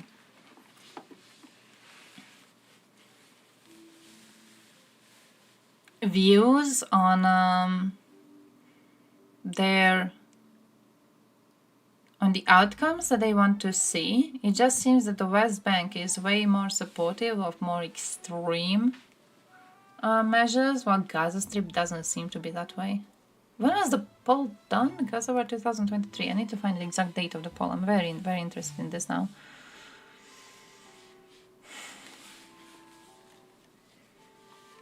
Oh shit. UK, Turkey. Very positive. More people in West Bank see Turkey as very positive. Why would they see Turkey as very positive? Egypt difference, nothing surprising. Jordan difference, nothing surprising. Easy. Nothing surprising. UAE, nothing. European Union. Okay. Somewhat negative. West Bank hates us way more. West Bank hates us way more than Gaza Strip does. Gaza Strip thinks we are somewhat negative in bigger extent, but they also hate us. They also despise us. United Nations. Oh, look at this big difference. One pro-EU person in Gaza. Like really one. A representation. Thank you, thank you. Look at this UN difference. Somewhat negative. 9% in West Bank. 35.4% in Gaza Strip. Very negative. 83.9% in West Bank. 48.4% in Gaza. Double more people just hating the shit out of them. International Red Cross, it may this thing be negative. It's not negative enough. Oh, it is actually very negative. 54 in West Bank, 35 in Gaza. You can see that, I can see that. Hate them. Fucking hate the fuckers, okay? Russia. They kinda agree on Russia. Nah, you have 33% overall being somewhat positive on it, 41 being very negative. So most of them still hate Russia, which is a good thing. We need to push for this, okay? Whenever you speak to someone from the area, make sure they hate Russia. Everything else, yeah. One thing you gotta focus on. To be fair, you're from European Union. They probably will not speak to you in the first place. You got more negative scores. China. Not a big difference. Arabic media. Quite a big difference. Huh. 13%, 7.9%. 42% in West Bank sees them as positive, 29.6% in Gaza Strip sees them as positive only. Whereas way more people in Gaza see them as negative than they do in the West Bank. Somewhat negative or negative. That's interesting.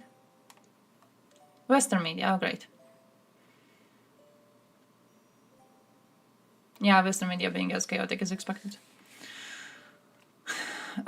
Gender. I feel on gender they're going to have very similar responses again, right? So I'm just gonna like quickly see if there's any like difference that is huge enough to get surprised by, but I don't really expect it. Yeah, it's all like 2 point. 2 point is the biggest. Oh! Islamic Jihad. When it comes to men, 63.9% see it as positive. When it comes to women, it's 55.8%. Maybe that? It's like the biggest difference we were able to find so far, right? We have more women in somewhat negative and in very negative. 5 points difference here. Oh, US. Nah. Iran. UK. They seem to agree when it comes to like gender differences. They seem to agree mostly on like a bunch of shit here.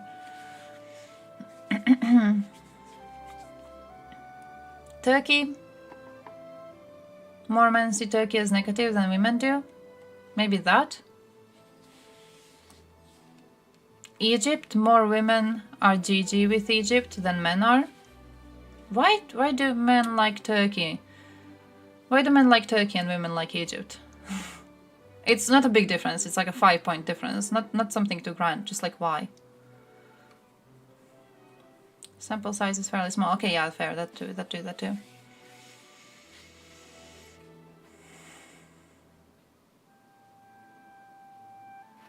No, this is okay-ish. Nothing surprising. Oh, European Union. I'm actually interested in this. Not a big difference, I guess. Very negative.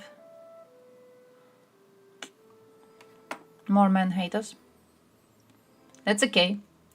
Y'all people are the inferior gender anyways. So I'm okay with that. No difference here. No difference in Red Cross. Oh, Russia. Let me see Russia. Way more. Men in positives for Russia. More women in negatives. Why do men like Russia and women don't like Russia? It's like with Turkey and Egypt. Why the difference in gender perception of a country? Is there something? Because there's no difference in gender perception of a holy war. There's no difference in gender perception of the attack.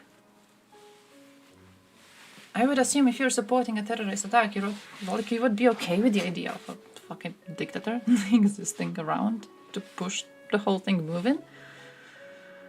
But no. I mean, it's not a big difference, to be fair. It's not a huge difference, you know. I say more women dislike Russia, and it's like 122 men rated Russia as very negative, and 158 women. So it's like 30. China. More women see China as very negative. Oh, Arabic media. Let me see that.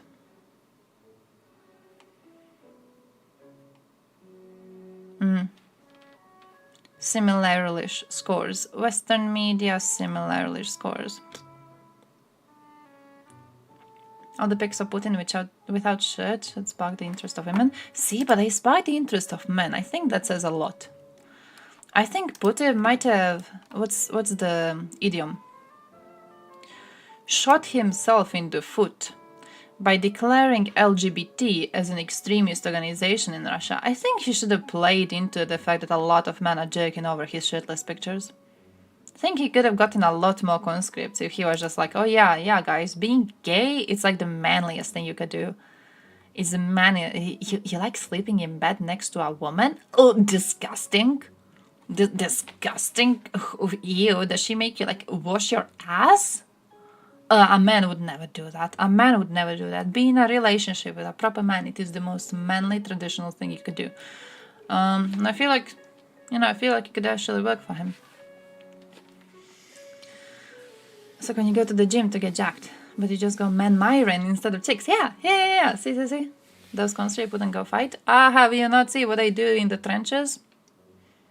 They're quite able to do fighting and digging trenches, and then also having some free time to pray to the Virgin Mary, apparently. Putin's gay army would be very progressive. True. I'm just saying, like, you were getting more conscripts, okay? You're not getting any conscripts now. You would get conscripts if you play into what the doctrina is in Russian military and how you treat people who are conscripted. Just accept it. Just accept it. You have very gay military, Mr. Putin. What was the main reason for the operation? Ooh, this is big. To free Palestine. Break the siege in Gaza Strip. See this, breaking the siege. That's the opinion of like, they kept sieging us. They kept us under siege for a long time. No one was doing anything. So like, what's the worst that could have happened out of the attack? We had to figure out a reason to make people notice us. Interesting thing when it comes to serving Iran's benefits, way more people in Gaza Strip think that was the reason. What's this? For the cause of prisoners? Nah, come on. You really believe that personal benefits, preemptive strike, vitalizing the Palestinian cause? Ooh, not a lot of people believe in this one, which surprises me. I thought it would be a lot more. I thought it would be a lot more. Men, women, difference. Serving Iran benefits is more believed by men. Nice, okay. Oh, these like 6 people, 5 people, 2 people.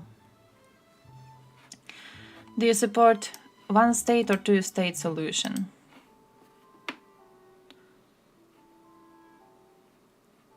%, one state in West Bank, 2% in Gaza.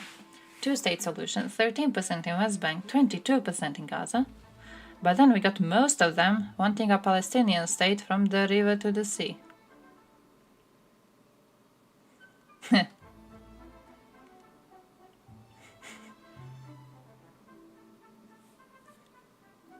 There's something interesting about the fact that they had to like... I don't know if I'm reading too much into this, but there's something interesting about the fact that they had to like introduce the slogan in it. Couldn't you just say one Palestinian state? I don't know. Maybe I'm just like imagining things. Gender differences. Okay, women are more into the two-state solution for two peoples, but then you have quite strong support still for a Palestinian state. From the river to the sea. Vucic could teach trick or two to Putin about embracing gayness. Oh, have you seen Vucic inviting journalists over to make some sandwiches for them? Man, like a proper little bitch. Ah, he was so good at it. Better soldier that hoped returns home. That one fucks around. I think you can get both. I think you can get both. It more so depends on how good your military organization is and how good of equipment you have.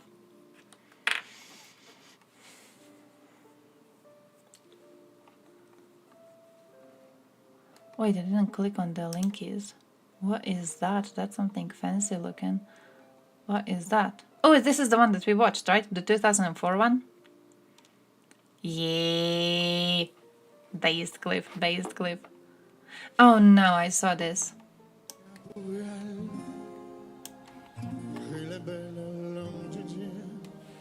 Saw this. Go donate to Ukrainian military forces. Les artistes des anonymes, les sculptures de la rime, tenteront de la transcrire pour les siècles à venir. Heyo. Yeah. I like talking about European Union the most. I haven't really went to my news on European Union, you losers. I have to go back. But I like talking about European Union the most because I am from the area.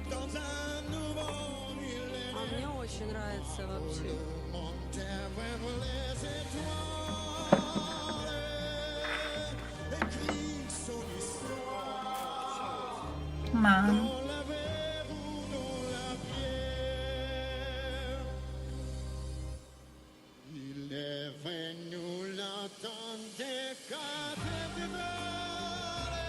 Oh, come on.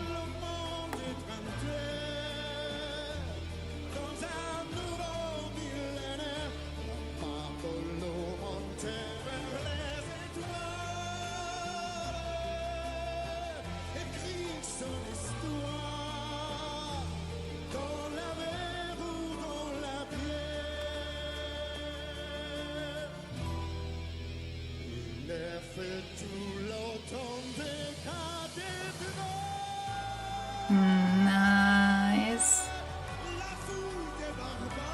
Man, what a fucking tragedy is this?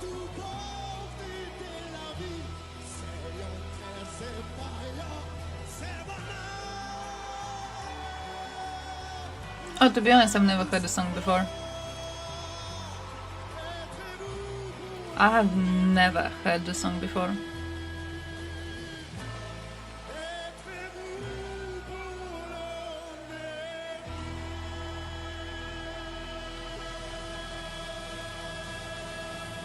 Damn.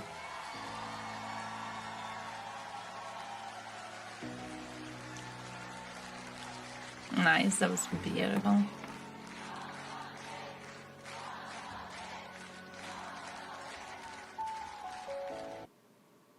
Oh, come on. Oh, that is heartbreaking. Think you can? I can't. I'm Slav. I can understand like Slav songs. If he was singing in Ukrainian, I would be having a way easier time figuring out what he was on, to be honest. We Slavs don't, I don't really do. It's already hard for me to understand English songs, to be completely honest with you. I have to have lyrics for every English song that I listen to. Most of them I do know from lyrics alone. Like when I see those screenshots from music videos or whatever, I don't know which song it is about because I don't watch music videos. I have to watch a lyric video to figure out what the fuck they are saying. So any other language is like impossible for me.